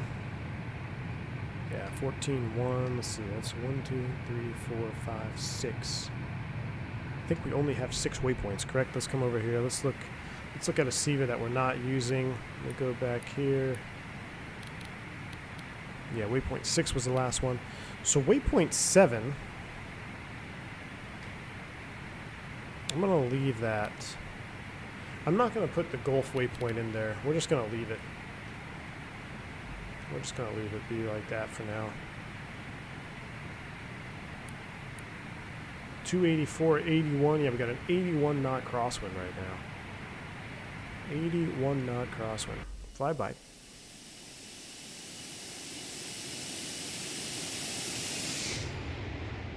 A little bit of a crab for sure. Exactly. Who needs a Concorde, man? You can get 747, 200 curve supersonic.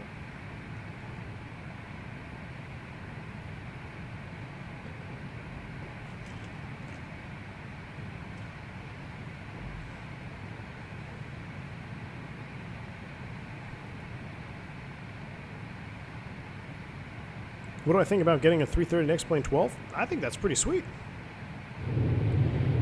Ooh, I don't like like the shadow view right there. Go back to this one. Let's do a cabin tour. Let's do a cabin tour, shall we? Seatbelt sign is off. Welcome to my office here. Look at this cockpit. I'd love to be jump seating on this sucker. How fun would this be, huh? Look at how big this cockpit is. Absolutely love it. Deck angle. I didn't even look. Oxygen regulator. You can test your oxygen. Can you actually test it up here? Wow. That's cool. All right, let's head to the back, shall we? Oh, I think we're locked. That'll do it. Ladies and gentlemen, let's do a quick little cabin tour. Spare bulbs. It'd be awesome if they had bulb burnout like the FlyJ stuff. All right, so I think I told you guys the first time I flew this on stream, I sat on a 747-400. This was my view. I got to go upstairs. It was pretty cool. I mean, just upstairs on a 747. This is next level stuff. I love this. This is where all my mods and commercial pilots are hanging out up here in their own crew lounge.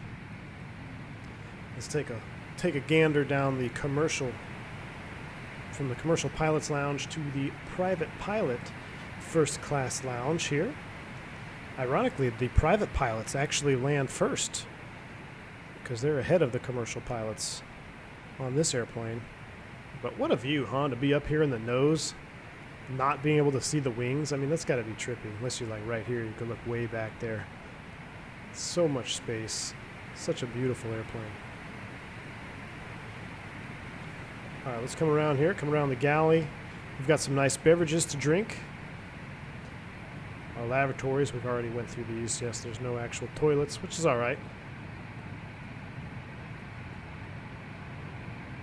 I like this cabin. You know, I do like detailed cabins, but I understand the performance hit that they bring. And if you're not able to incorporate, or you don't incorporate a system kind of like I&I has, where you can hide, or where the cabin is hidden when you're not in it, I think having just a good cabin that's nice to mess around in, it's not super low quality, but not super high quality, I think it's pretty awesome. That's a good view right there. Maybe I should save that view. I'm going to save that view instead of the other one I had for the left engine. That's the new engine view right there, or wing view. But this cabin, I think, it's a really good mix between performance and quality. You have Monopoly money that I&I Builds are doing a 330 as their secret project. That would be interesting, Max. I tell you what, I am super excited for anything I&I Builds puts out. I am. The airplanes that they have released have been awesome. Right out of the gate, they work almost 100%. Very little bugs. Very similar to this Felis 747, to be honest with you. You know, super high quality texture work. Like this view too. Maybe I should do this view. Let's do this view for the other wing view. So I had left engine, right engine, left engine, and then left wing. I hope this is the right one. There we go. Yeah, so now I got another good wing view saved. Perfect. Pilot must be an alcoholic. There's a lot of wine on this flight. They forgot the cheese with all that? Exactly.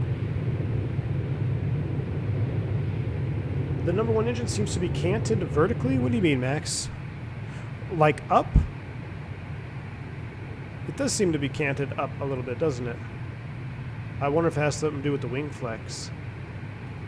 No, am I wrong, or was I thinking about the 340, where the engines aren't actually straight? They're not mounted exactly straight. I can't remember what I was listening to on YouTube or reading, but something about that. Let's go back to the aft galley, and then we probably start thinking about our descent procedures here. How do you save a view? I use the default X-plane camera system. So the only thing I have changed is in the settings itself. You go up there in settings, and then you just go to camera views, and it says there's two options. Number one, you have to bind save preset 0 through 9 or whatever it is, and you have to bind a key. So what I have bound, what is standard in X-plane, is right control and a numpad key. So right control, press any numpad key, will save a view. So for instance, we just saved this wing view. I did numpad key 7, and now when I want to go to this wing view, I just hit the 7 key on the numpad instead of the right control. The right control binds it, and then just tapping it will bring you to this view. So that's how I save all my views in X-Plane. I don't use any camera systems. Another huge plus in the X-Plane system is, in my opinion, is the default cameras view system is fantastic in X-Plane. Very easy to use. No need for additional camera add-ons, unless of course you're making super cinematic videos and things like that. Team Vodka is the bartender. Exactly. Team Vodka is the bartender. That's awesome. Where's Team Vodka? He's probably out here working in the wine, the primary galley up here. I don't see any vodka on board, Team Vodka. What's up with that? He's probably got the good stuff stashed away somewhere. Probably got it stashed away behind the counter somewhere down here, probably. Go up the staircase. I love that. The staircase is so cool. What's back here? I don't think I've ever gone. Can I go through this? What's back here? Oh, a little closet? What's this? It's locked. Can't go back there. Reaper, you knew someone who flew 747s in the Kai Tak? That's awesome. Look at this door up here. It's so cool. Hey! The amount of detail on this is unbelievably accurate. So going in the cockpit, in real life, even in today, you know, when I go to work, this is the first thing I check when I get on the cockpit door. I have to check the airworthiness certificate, the registration, make sure it matches. This is almost exactly what it looks like. Matter of fact, I'm pretty sure it is exactly what it looks like. Date of issuance, February 15th, 1996. Certificate of aircraft registration. Aircraft serial number 6969. Pretty cool. 742 transport category aircraft. 810.95. Wow. Fisdo, Oklahoma City. Cool deal. I hope Phantom keeps an eye on the speed, Robert S. Yeah, we're back up here. We've got it. We're checked out now. All right. How we looking? We are approaching the Yin VOR, which is 13.5. Let's go ahead and throw him into nav 1, just so we can back it up as well. Spin it around, DMEs match up, and if I look here, distance time, this says 39 miles, this is 39.7, slant range air takes into account, that's perfect. So we are tracking on time, on speed. We want to be landing at 9:48, so I might have to adjust this time just a little bit. The ultimate cinematic approach, in my opinion, is right about 9:48, 9:50 local time, or I guess that's GMT. For the approach, so we'll make sure that's set up. Got a spam risk calling me. Mile High Club Christian. God, come on, man. You're right though. You and Vodka hanging out up there for sure. All right. Let's see. Nothing to do up here. I do want to start setting up and verifying our frequencies, because once we start down, it's going to get pretty busy. So let's pull out our chart. I keep wanting to go to the actual, I wish I had it in the actual Kai Tak charts, but Navlog 1, nope. Here we go. Let's take a look at this. In the event of unserviceability of the outer marker, blah, blah, blah. Now, I believe in the newest update, the outer marker and middle marker audio is fixed, so I think that's a bug. It's either not an X-Plane or I couldn't get the markers to play on this version, but that might be fixed now, but it might just be a missing nav aid in X-Plane. I don't think we have all these nav aids. Continued flight on the instrument guidance system flight path after passing the middle marker will result in loss of terrain clearance. That's a note you don't see every day, guys. Continued flight on the IGS flight path after the middle marker, which is right here, that will result in loss of terrain clearance, i.e. you will probably hit the ground. So let's go ahead and set the middle marker.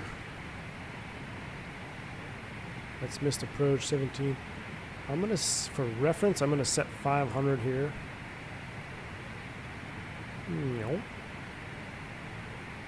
All right, let's look at what other warnings. Missed approach is mandatory by middle marker if visual flight is not achieved by this point. In carrying out the missed approach procedure, the right turn must be made at the middle marker or 2.2 nautical miles from the KLDME if middle marker is unserviceable, as any early or late turn will result in loss of terrain clearance.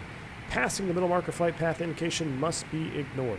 So you're basically going to ignore the flight path indication, or the command bars there on that go around. So you're also going to hear a glide slope and a terrain warning on this approach. Now, I don't know if that's because the terrain doesn't quite match up with the approach or because my approaches were that unstable, but you will definitely hear a glide slope warning, because as you make the turn, it's going to deflect full out and it's going to trip the instruments out. But that's why you have the inhibit below glide slope push button up here. I'm sure the pilot not flying would press that to inhibit that. Now, I have not found a GPWIS inhibit button. That is one thing that would be interesting. I know it's over here. You can do your GPWIS test, which is underneath here, ground proximity warning system.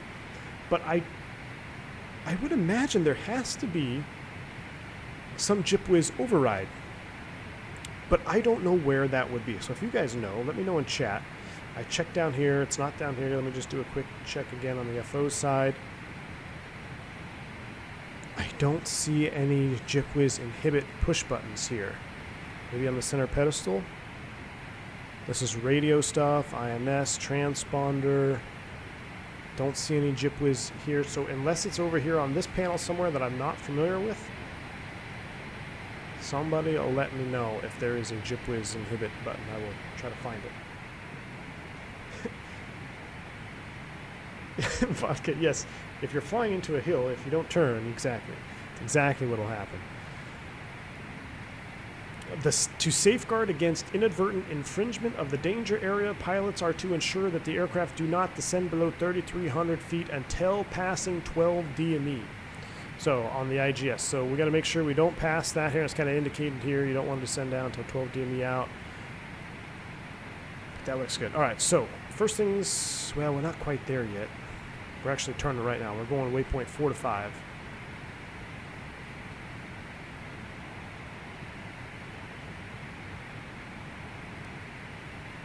Which is 8 minutes.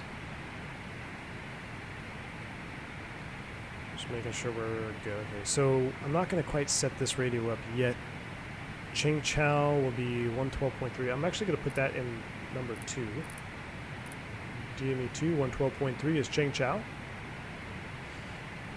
Then we have to set up our primary ADF off shallow WAN, which is 268 NDB. So let's go ahead and set up the NDB. It might already be in there.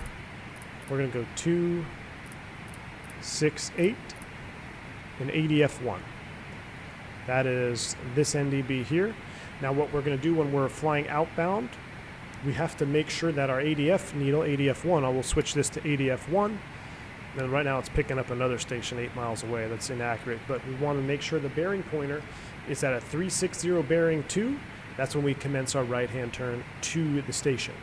After that, we're going to intercept the localizer 111.9 on course 088. So let's set course 0. Well, yeah, we can do it because we're still in INS mode. We'll set 088 up here for now.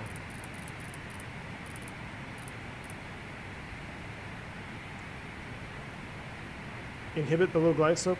So that will pause, well, that will inhibit the glide slope warning, Vodka, but it doesn't inhibit the GPWIS warning, which when the GPWIS goes off, I can press this button and it will stop it from yelling at you, but I don't know if there's one that will actually just cancel it all together. Maybe we have to pull a breaker.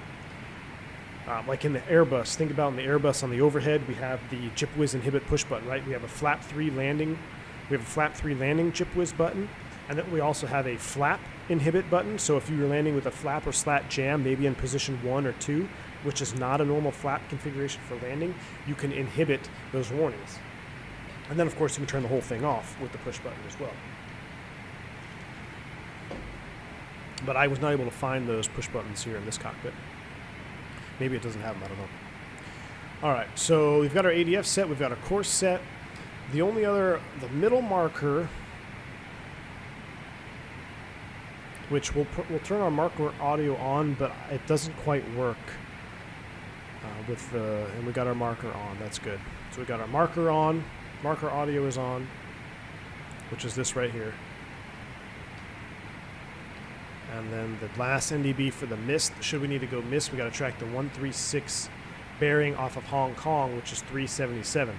So I'm going to set 377 in the standby ADF. We'll set 377. That way, if we need to go around, I'll just flip that. Ding, we'll be on 377. But we got 268 for the turn. It looks like we have NDB2 at 377 as well, which is good. Beautiful. All right, I think we are pretty much set up now as far as we can go. We are approaching 5 miles from waypoint 5. It's about time to start down. So, first things first, I'm going to go ahead and turn that off. And we're going to scroll in 240, just kind of a step down altitude right now.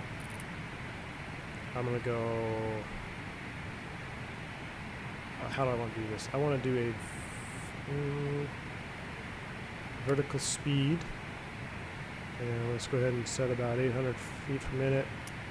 Altitude select arm. We'll do 1,000 feet per minute down right now for easy math.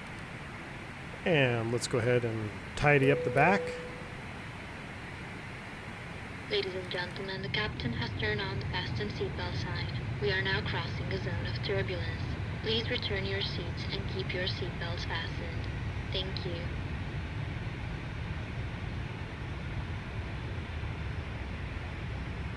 Christian, I know. The marker is the first thing you turn off in the bus. Exactly. I do too. I think the TOLIS defaults the marker audio on. And this one, it's also defaulted on here. It might be an X-plane thing, but I have not been able to get the marker beacons to play audibly on this approach. I think it might be an X-plane Nave database thing. All right, so we're starting down to 240. We're going waypoint 4 to 5. So if we look at our map here, we're approaching POU. From POU, we're going to proceed outbound. That's where we're going to have to kind of cheat here in Hong Kong. What I'm going to do for this procedure turn here, since we don't have radials, I'm going to turn the compass rose on. And we're basically going to line ourselves up with the 270, and then we'll have this in track heading over here so we can see our actual ground track as we go over this DME station and track 270 outbound. So that's the plan. It's not exactly true to real life, but again, it's the last time I'm going to say this. Remember, all these nav aids aren't correctly simulated in the X-plane database right now. I think there's a way to do it, to add them, but I didn't go down that path. We're just going to kind of wing it, but be as accurate as we can. All right, we're 31.3 descending. Let's go ahead and increase that vertical speed a little bit. Let's do 1,500 feet per minute. According to this, it'll be 3 minutes until we get to waypoint 5. 3 minutes at 1,000 feet a minute is 3 minutes, or 3,000 feet. Yeah, we're doing all right. Matter of fact, let's just go ahead and set flight level 200. And we'll go ahead and increase about 1,800 feet per minute, and we'll do a flyby.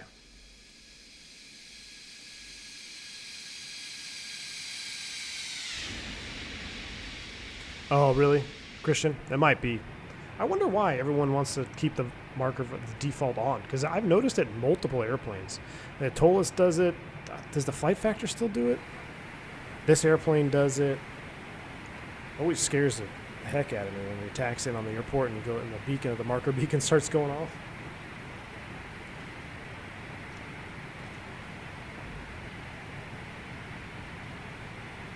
Let me get the scenery that I'm doing. I know everyone's going to be asking that. Let me pull it up here real quick. I will show you which one I am using.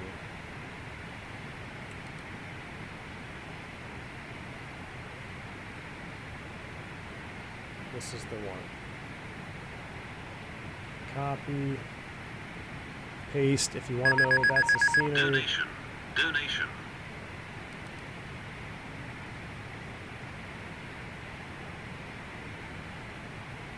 Mike, thanks for the $7 bomb, man.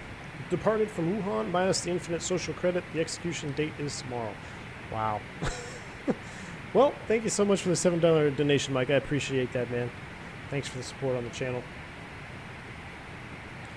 Let me put a custom command in here.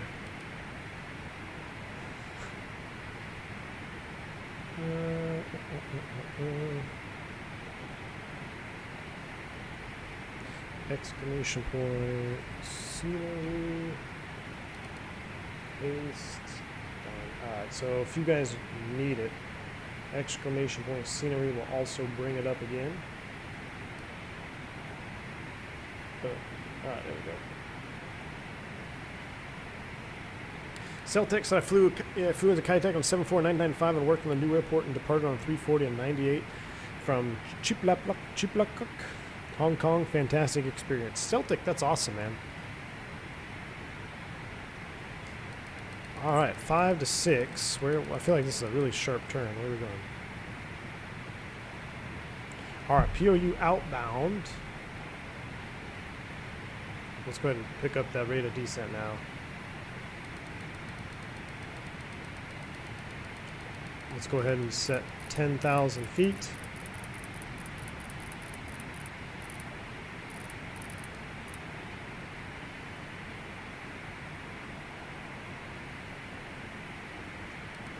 Matter of fact, I can go IIS hold and bring the throttles to idle.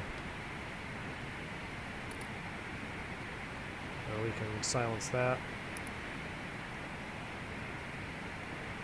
IIS hold. There we go. All right. We are starting down.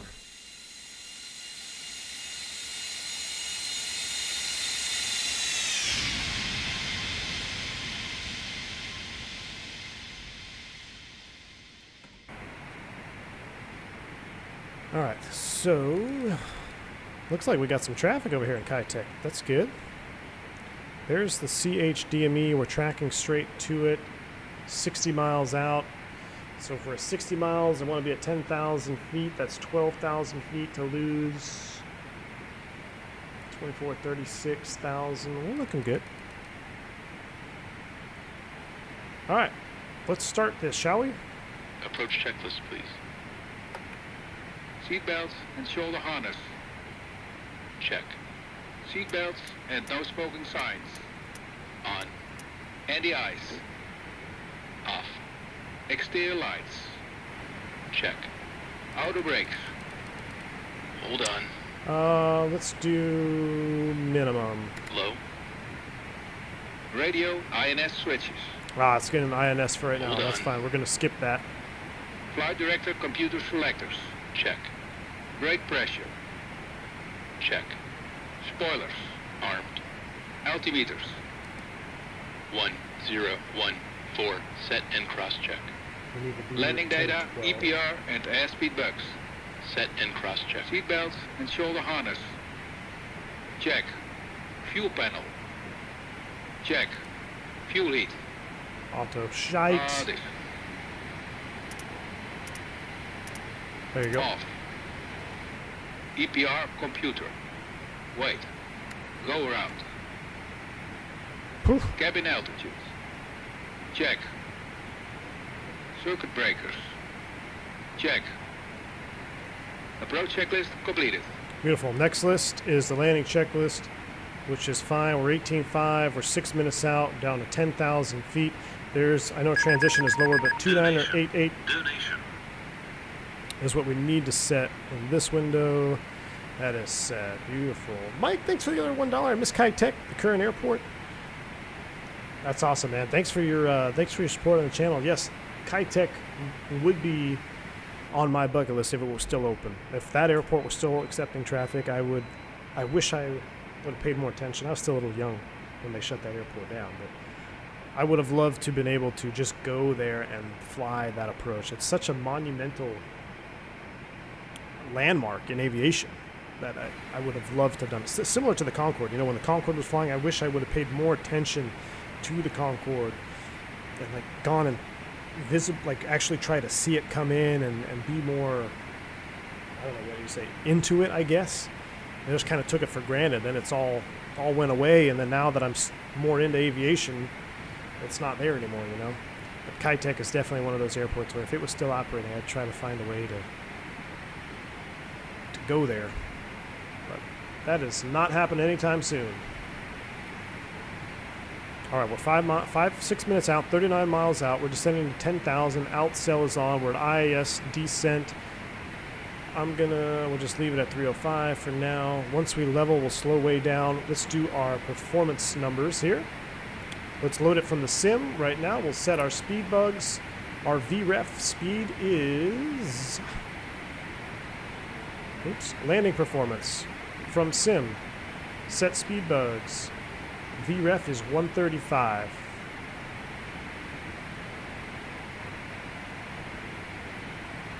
Why is it not setting it?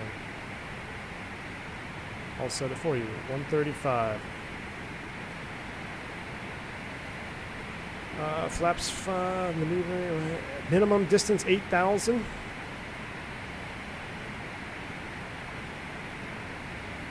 That looks good. Flaps 30 landing. There's outsail. I'm going to keep the thrust at idle, and we're going to go ahead and set. Oh, that's why it set that. It's set our landing or takeoff VREF. Matter of fact, what's this hold show?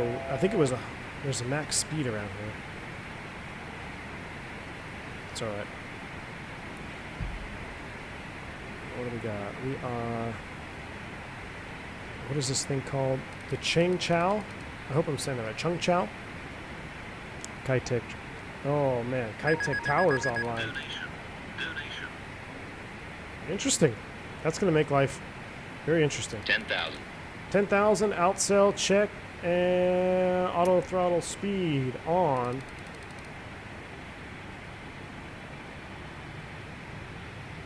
Altitude hold. Hong Kong traffic, this is Garuda 873. On the final for the 7. Garuda 873. 118.7 is set for tower when we need it. All right, what we're doing is we're going to set up on the stack here. We're going to cross at 10,000. We'll descend. Actually, we'll do it at 8,000. So we're 5 minutes out. Let's do 8,000 feet. Altitude select, vertical speed, 1,000 feet a minute, which will put us down there in 2 minutes. We're 5 minutes out, 250 knots. We're looking good. A flyby.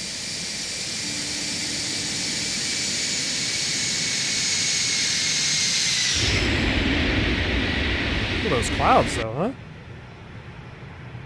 C2A, thank you for the $2 bomb there. I appreciate it, man. He says, oh, just went off my screen.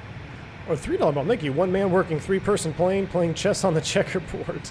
Thanks, dude. I appreciate that. Yes, it's definitely going to be a little bit of a challenge here, but I think as of right now, we're doing okay. We're doing all right. But Captain Chemtrails just joined the chat. Guys, what's up? Thank you, Captain Chemtrails, for the $10 bomb. I appreciate it. Guys, if you're unfamiliar, Captain Chemtrails, he's actually a real-world Boeing pilot, and he actually flew the Airbus too. But I believe you're still on the 7.3 now. So he's definitely your Boeing expert. I appreciate the $10 donation, man. Thank you, Captain Chemtrails. Says looks like you're getting along just fine without a tray table. Amazing work flying this little gal. Hey, man, I'm already starting to sweat. I wouldn't call it. I wouldn't say I'm doing fine just yet, but I appreciate it. Thank you for your support, Captain Chemtrails. Welcome aboard, man. All right, 1,000 to level off. Now this is where we're going to have to use our map key here for the cheater view. So we're going to fly over the DME station of Cheng Chung. I can't remember what it's called. Cheng Chung, I think. And then we're going to make a left turn. We'll kind of do our own teardrop procedure turn. We're going to kind of make it up, and we're going to use our compass rose to track inbound. So I want to make sure my second INS is showing the ground track heading. That's the cross track here. There is our track and ground speed. We're leveling off at 8,250 knots. What I'm going to do now, since we're close enough, I'm just going to put us in heading mode. So it looks like we're on a heading of 135. This is where it's going to start to get really busy. I'm going to go heading mode here. We're going to go ahead and turn the radio off. I'm sorry, INS off to radio mode. Looks like I need to come a few more degrees to the right. We're planning to cross over the VOR here. And now we can finish setting up this here. So our approach course for the IGS frequency 111.9. We'll set you up.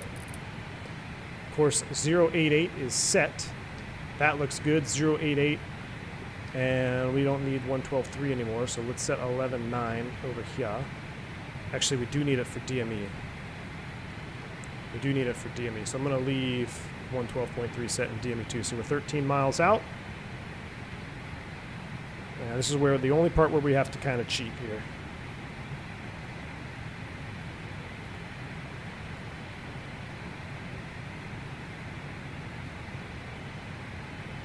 So we're looking good. 8,000 feet. Here we go.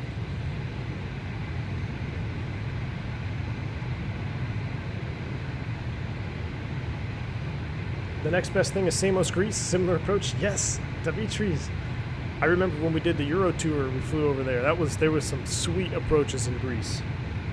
That's definitely a vacation spot I would like to go with the fam. Maybe when the kids get a little bit older, or maybe, heck, maybe just with the wife, leave the kids at home. I think that would probably be our next major vacation area, because I would love to get out there.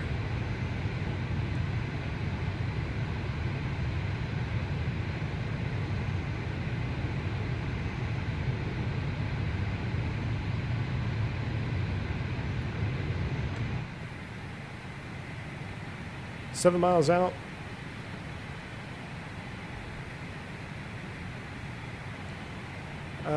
Where are we at? Kai Tak. Kai Tak Unicom Cathay 357 Heavy. We are 6 miles northwest of the Chengchao DME. We're planning to cross over the top of the DME station at 8,000 feet and then track outbound on the IGS13 for Kai Tak traffic. I guess it's Kai Tak traffic because technically Kai Tak Tower is online at 18.7, but we don't need to call him just yet. I'm going to cheat a few more degrees to the left. The closer we can cross over the middle, the better it will be. Here's a Cathay 629. I believe that's that 340 that took off in front of us. Do a flyby.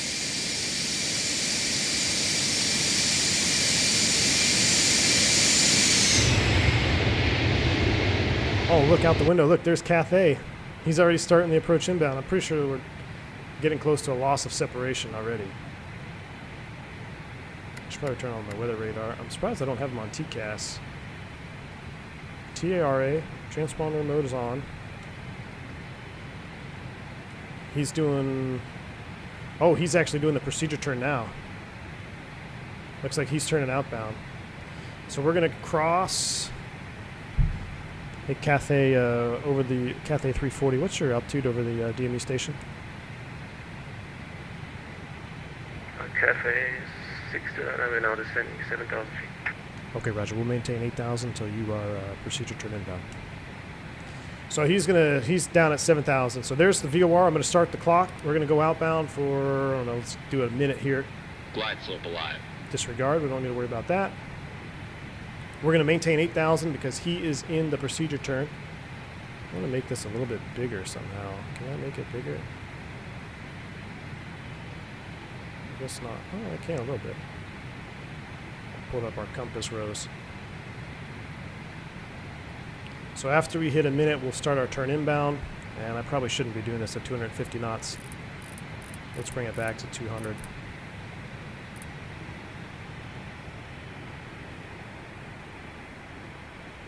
At 200 knots, we can go... Oh, geez, we can put almost all our flaps in. We'll go flaps 10. Let's do 210. And let's go flaps 10. Flaps 10. We need to be starting to turn now. All right, let's go ahead and start the turn back inbound.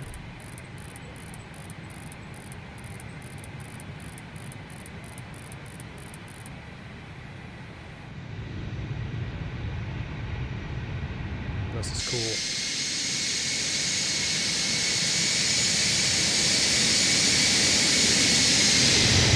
Oh my gosh, that's amazing. This 747 is just one of the coolest airplanes. Alright, let's keep that turn coming. You don't want to spin it all the way. We want to track 270 inbound, but you don't want to spin it past 180 degrees because the airplane will then start going to a right turn instead of a left turn if you pass that 180 line. So you got to kind of just baby it across. So Cathay is, he's down below us. He's in his turn. And he's probably doing closer to 180. So let's go ahead and, we need him to get in front of us. Now, you know what? Let's stay at 210. If we have to do another turn on the hold, we do another turn on the hold. Because I don't want to be coming in at the same time.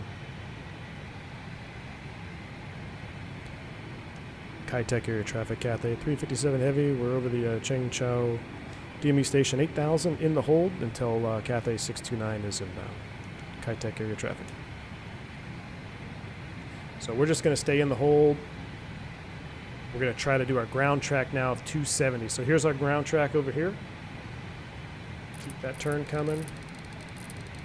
If I look at my other INS for wind, it shows 181 at 6, so it's not much of a wind, but we do have a 6-knot wind out of the south. Keep working that heading around. Cathay 357, you want to go as the number 1? Or? Say again for Cathay 357? Cathay 357, do you want to go as the number 1 for the approach, or should we go first? Yeah, if you want to let us in, we'll go ahead and go first. That way we can see you hit the checkerboard. Roger, we're gonna proceed on the holding. 629. Roger that. Cathay 357 heavy. We will report DME station inbound on the IGS13, maintaining 8000. Kai Tak air traffic. All right, so here we go. 270 is what we want to track. Hey, we did pretty darn good. I'm gonna go ahead and start dialing back the speed now. 180.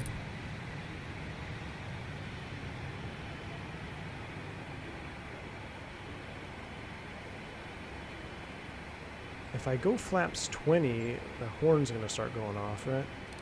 So we got to maintain 180 here, flaps 10. All right, so we are 270. We're a little bit north of the station, so I'm going to cheat a little bit to the south here, a couple more degrees. Our DME is up. 268, so here we go. I'm going to go ADF1. It is on. Here's what we're waiting for. We're tracking 270 now until this DME pointer is at 360. So we got to make sure this is at 360 before we start our turn inbound. We're also a little bit high, so as soon as we clear, we're going to start our descent down to 6,000. So I'm going to turn that off, altitude hold for right now. He's in the turn. Actually, we're visual with him, so let's do this now. Stay ahead of the airplane. We're going to set 6,000. Outsell, vertical speed. Down we go. 1,000 feet a minute. Kai Tak air traffic, Cathay 357 heavy over the DME station inbound out of 8,000, sending 6,000 for the IGS13. Kai Tak. All right. Outsell is selected. 6,000 is set. 111.9. 111.9 over here. We no longer need the DME station. We're set 088 on the courses. 180 knots. You can see here, beautiful. We're a little bit north, but we're tracking a 270 outbound. And we're waiting now for that 360 bearing to start our turn. And we're basically going to turn directly to the NDB.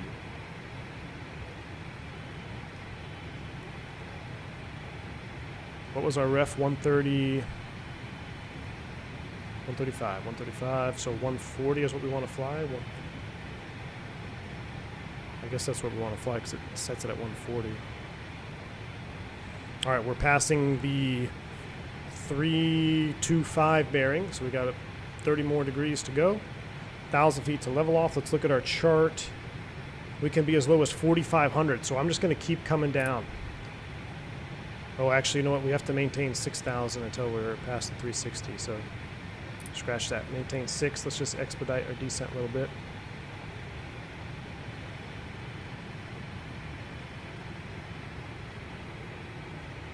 Go in, Chambers. I'm a child of magenta. Yeah, this approach starts making me miss the magenta line. You know what's crazy? It's actually IMC right now. I was not anticipating it to be IMC. And we need to bump the time up a little bit. 9:25. There we go. All right, 6,000 outsell. Here's the 360 bearing. Here we go. Let's start the turn. And we also need to continue down to 4,500. Vertical speed. Down we go. So now we're basically turning to the station. And then once we pass it, 045, bearing outbound till we intercept the Loke.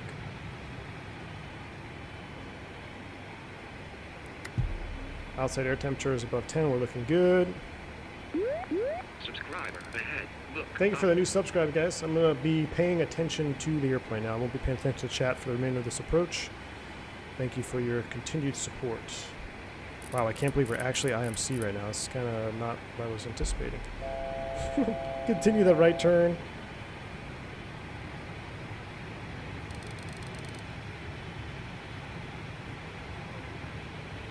What's the ceiling? Does anybody have a ceiling down here? We're just starting to break out down there. There we go. We're breaking out. Oh, almost. All right, 360. Keep coming around.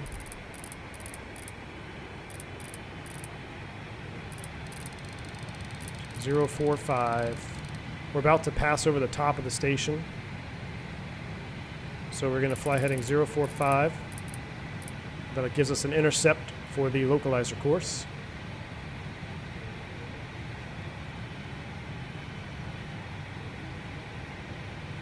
All right, we're breaking out. Now let's go ILS. Nav, glide slope arm, speed 180, flaps 10. We're looking good. 4,500 feet until 9 from the IGS, but we don't even have DME from the IGS, right? We don't. So that's the only not good part. All right, here's our localizer live. Really? Are you doing a false slope capture on the airplane? I'm watching this. What's she doing here?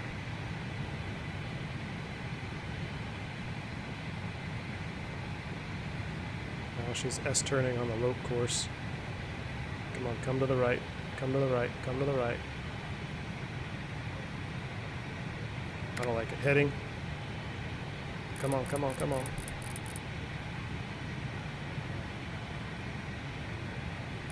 She's going to fly through it just a little bit.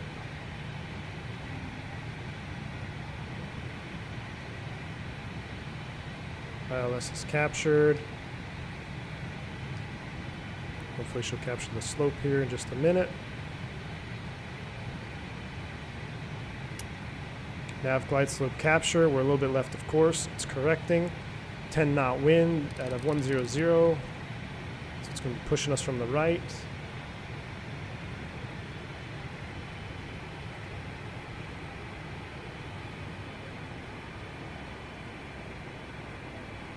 All right, let's call tower.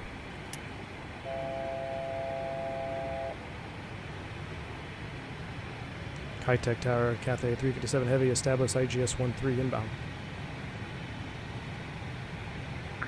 Cathay 355, correction, Cathay 357 Heavy, Kai Tak Tower, hello, wind 080, 10 knots, runway 13, clear to land.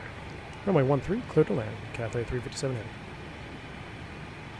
Alright, if we have to go around, go around altitude, I don't know what we're supposed to set, 4,500 or so.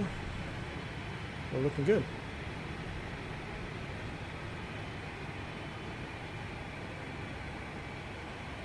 We are looking good. There's the, was that two-flap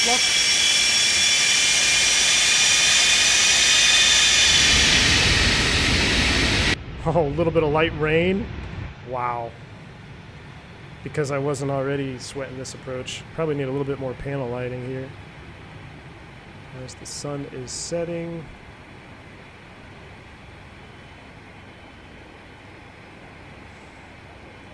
So there's our checkerboard. Barely make it out yet. The real checkerboard would be over there. We're going to kind of split the buildings. It's going to get a little hairy. I'm not going to lie. It's going to get a little hairy. All right, we're 3,000 feet.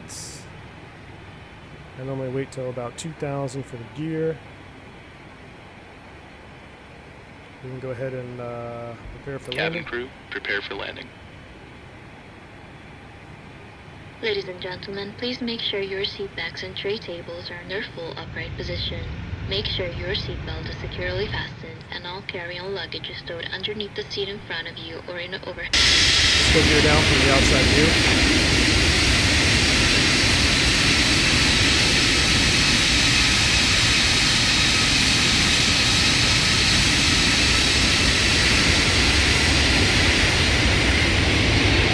Oh, that's awesome. All right, we also need to start slowing Gears up. down, green light. 140. Flaps 20. Flaps. I guess we'll have plenty of replays to watch, so I should probably just fly the approach, huh? Let's just fly the approach. All right. Flaps 25. Flaps 25.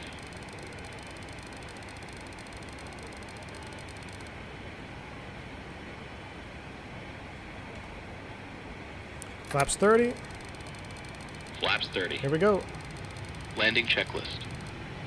Gear. Down and check. Down and check. Flaps. Flaps 30. Flaps 30. Ignition. Flight start. Anti-skid. Check. Altimeters. 1, 0, 1, 2. Set and cross-check. Landing checklist completed. She called me. I think they are ready for landing. Cool. All right, here we go. We're visual with the checkerboard. Autopilot's coming off. Auto thrust is coming off.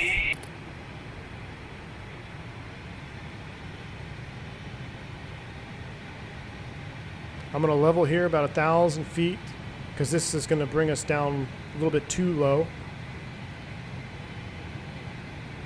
So there's our checkerboard. You could barely see it. That's not where it should be, though, in real life. So I'm going to maintain about 1,000 feet here. We're not following the flight director, so I'm going to get rid of the flight director. Tower, good day, Cafe 629 on the IGS13 lines up. Cafe 629, Kai Tak Ladies Tower, and hello, gentlemen, winds the captain has 080, been 10 cleared knots. to land. Please Roger. make sure your Continue seatbelt approach, is securely runway 16. fastened. Continue 629. See, so there's that. I don't know if there's an inhibit for that. 500. Approaching minimums. Minimums. 500. Pull up. Pull up.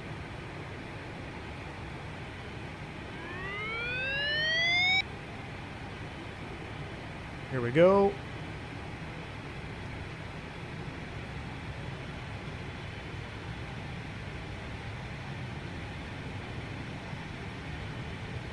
Golly. A little bit of overshoot there. We're correcting. Correcting. Glide slope. That's a Glide slope. nuisance warning. We know about Pull that. up. 50. Brief that. 40. 30. 20. 10. A little bit of a floater. Oh, Check reverse.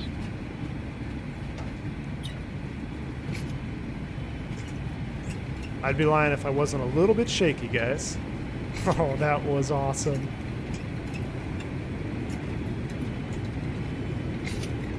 I cannot wait to see this replay. 286, 50 feet above threshold. That's pretty Out, good. off, reverse. Auto brake off. We missed this one. Let's go to the next one. Auto brakes are off. This said 286. That didn't feel like a 286, but hey, we'll take it. We will take it. 60 knots. How close is this guy behind me? Well, he hasn't even hit the turn yet. Ladies and gentlemen, welcome to our destination airport. For your safety and comfort, please remain seated with your seatbelt fastened until the captain turns off the fasten we seatbelt can make this sign turn. and we have parked at our gate.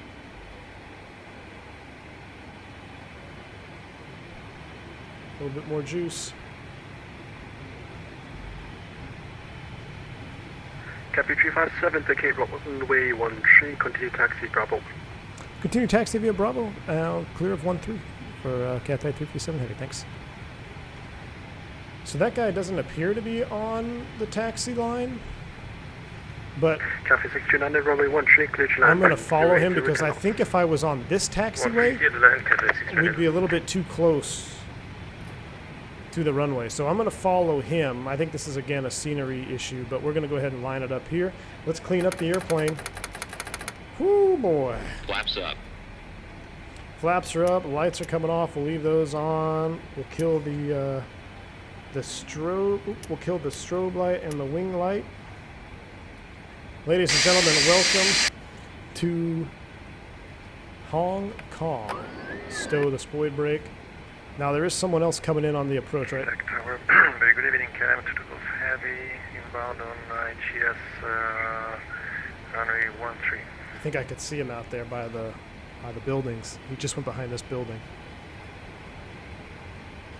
KLM 22 Golf, contact tower, hello. Continue approach, runway 13, number There's 2. the wipers on this sucker. Number 2, KLM to Golf. What an epic... Cafe 357, taxi Bravo 1 and Delta 3 to stand up trace. Bravo 1 Delta 3 to stand. Cathay 3 to stand heavy, thanks. I don't have any charts for ground, so I'm just going to kind of follow this guy because I don't have any taxi charts for the airport. So he's not quite at the turn yet. He's still out there.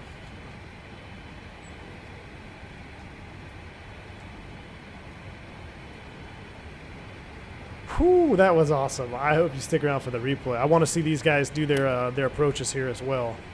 I think it'd be kind of cool to watch these guys do their turn. Oh, there he is. There's that 340. I'm just going to kind of slowly taxi to the gate here. Yeah, we got 2 aircraft on approach, and then we'll watch. I'm going to watch our replay probably a dozen times from multiple angles. Oh, here he comes. Here he comes. Let's see how he does on the turn. Look at that 340 shot coming around. The wiper's annoying. Okay, this might be one of the more epic streams I've ever had here. Let's get a little theme song music going on here. Nice lineup, dude. That guy crushed that lineup. Better than mine. Where's the freaking windshield wipers? That guy crushed that turn. He was perfect. Captain Chemtrails with another $10 bomb. Thank you, sir. He says, solid work, brother. Epic stream. Hey, Captain Chemtrails, thanks for your support, man. I appreciate that. All right, we got it down. I am by no means your Boeing expert. Captain Chemtrails is the man for anything Boeing. I look forward to seeing more videos you put out, man. I really do. Thanks again for your support. Oh, my spoil brakes are still up.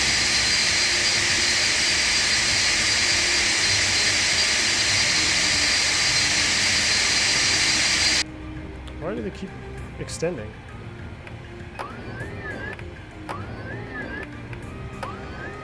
What am I missing there?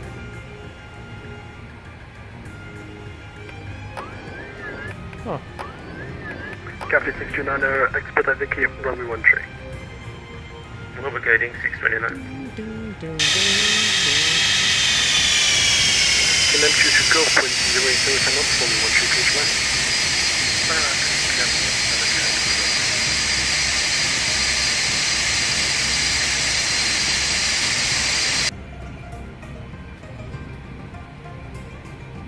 Alright, he's getting ready. KLM 22 Golf.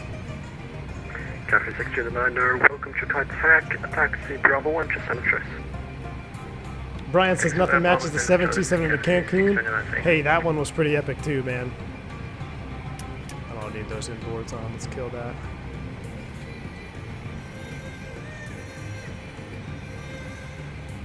Alright, where's 22 Golf at? Oh, I can just see him over there past the buildings.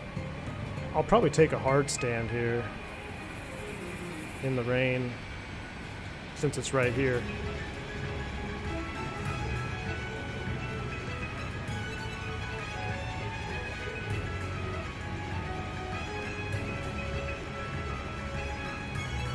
Actually, you know what? That gate is open. Don't do this at home. We're going to taxi right through this parking area. I don't know why my speed brakes keep coming up.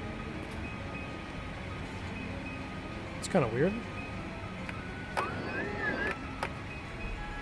There we go.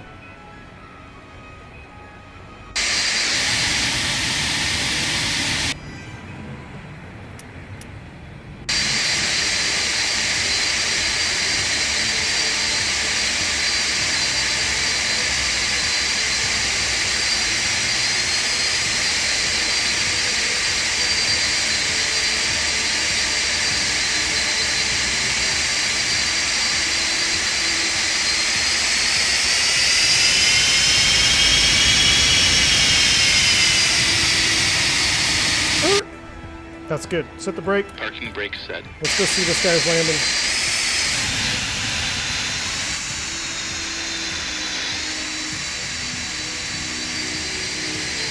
Here it comes.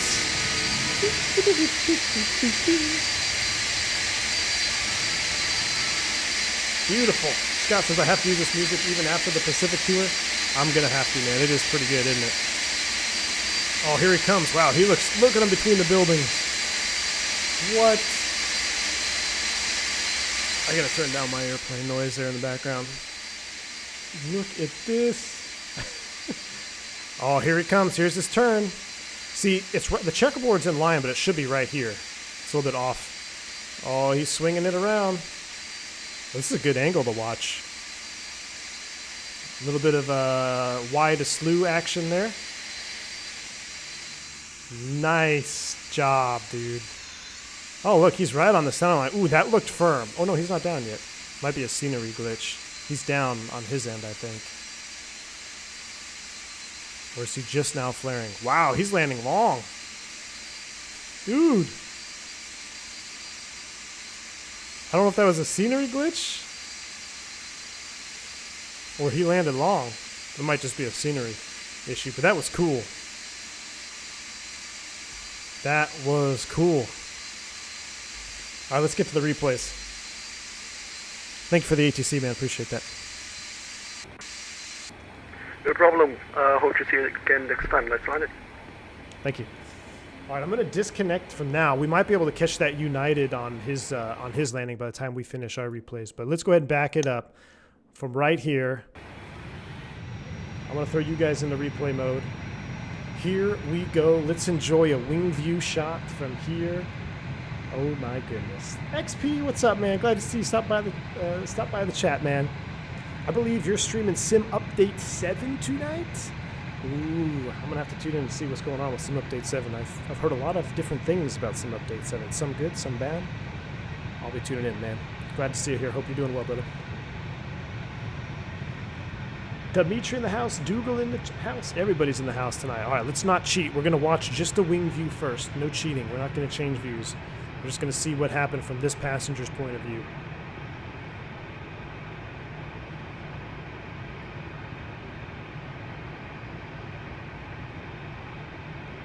That is crazy.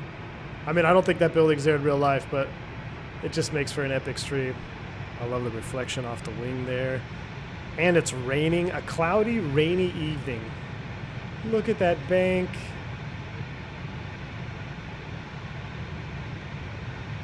Wow. Kyle says, Epic Stream V1 Concorde Kai Tak. Oh my goodness, could you imagine? Might have to try that. In time for the replay, Gustavo, welcome, dude, welcome. I was a little bit wide on my turn. I think I don't know if I was fast or just didn't have quite enough bank, but we were all right. Yeah. That's a 297. All right, let's back it up,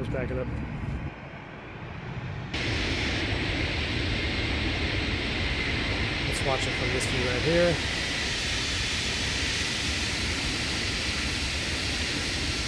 Oh my goodness.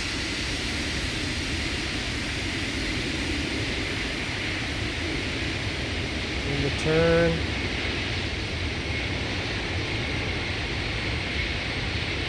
It couldn't have been more Kai Tak weather either. Like, this is the ultimate Kai Tak weather. Rainy and overcast.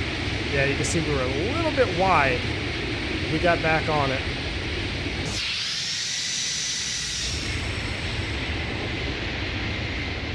We're not going to see it because of the wet runway. Find that runway. Where is it? There it is. Oh, that didn't look like a 299. Sure didn't look like a 299. Alright, I want to do one thing here. I want to do a flyby view, but from between the buildings, like you see all the time on... Alright, let's do here, and I'm going to come down here. We'll start playing some Sail. Guys, I'm going to be playing... We're going to watch replays the entire song here. This might be the wrong building. That's the wrong building. But I want to just thank you guys for tuning in tonight. All my mods, sponsors, donations, new subscribers to the channel. Appreciate you guys very, very much. A couple of big names dropping in. Chemtrails, XP72. Glad to see you guys here as well. I had so much fun on this stream. I hope you guys tune in for another one. We're definitely going to come back here probably in the 7.4 again, maybe the 340 as well. But this was just epic fun. I was shaking a little bit on this turn. I was definitely shaking a little bit on this turn, I'm not gonna lie. But we'll be back for more streams in and out of Kai Tak. We have to. We can't not do it. So again, mod sponsors, thank you so much for hanging out. Thank you, mods, for keeping the channel in mind. All my members, subscribers, thank you so much. Everyone who donated, I appreciate it. Everyone else just hanging out in chat, I appreciate you guys just as much. Hit the like button for me on the way out. This was fun. Until next time, guys, stay safe, stay healthy, have one hell of a weekend. Maybe consider flying that 747-200 into Kai Tak. And until next time, I am V1. See ya!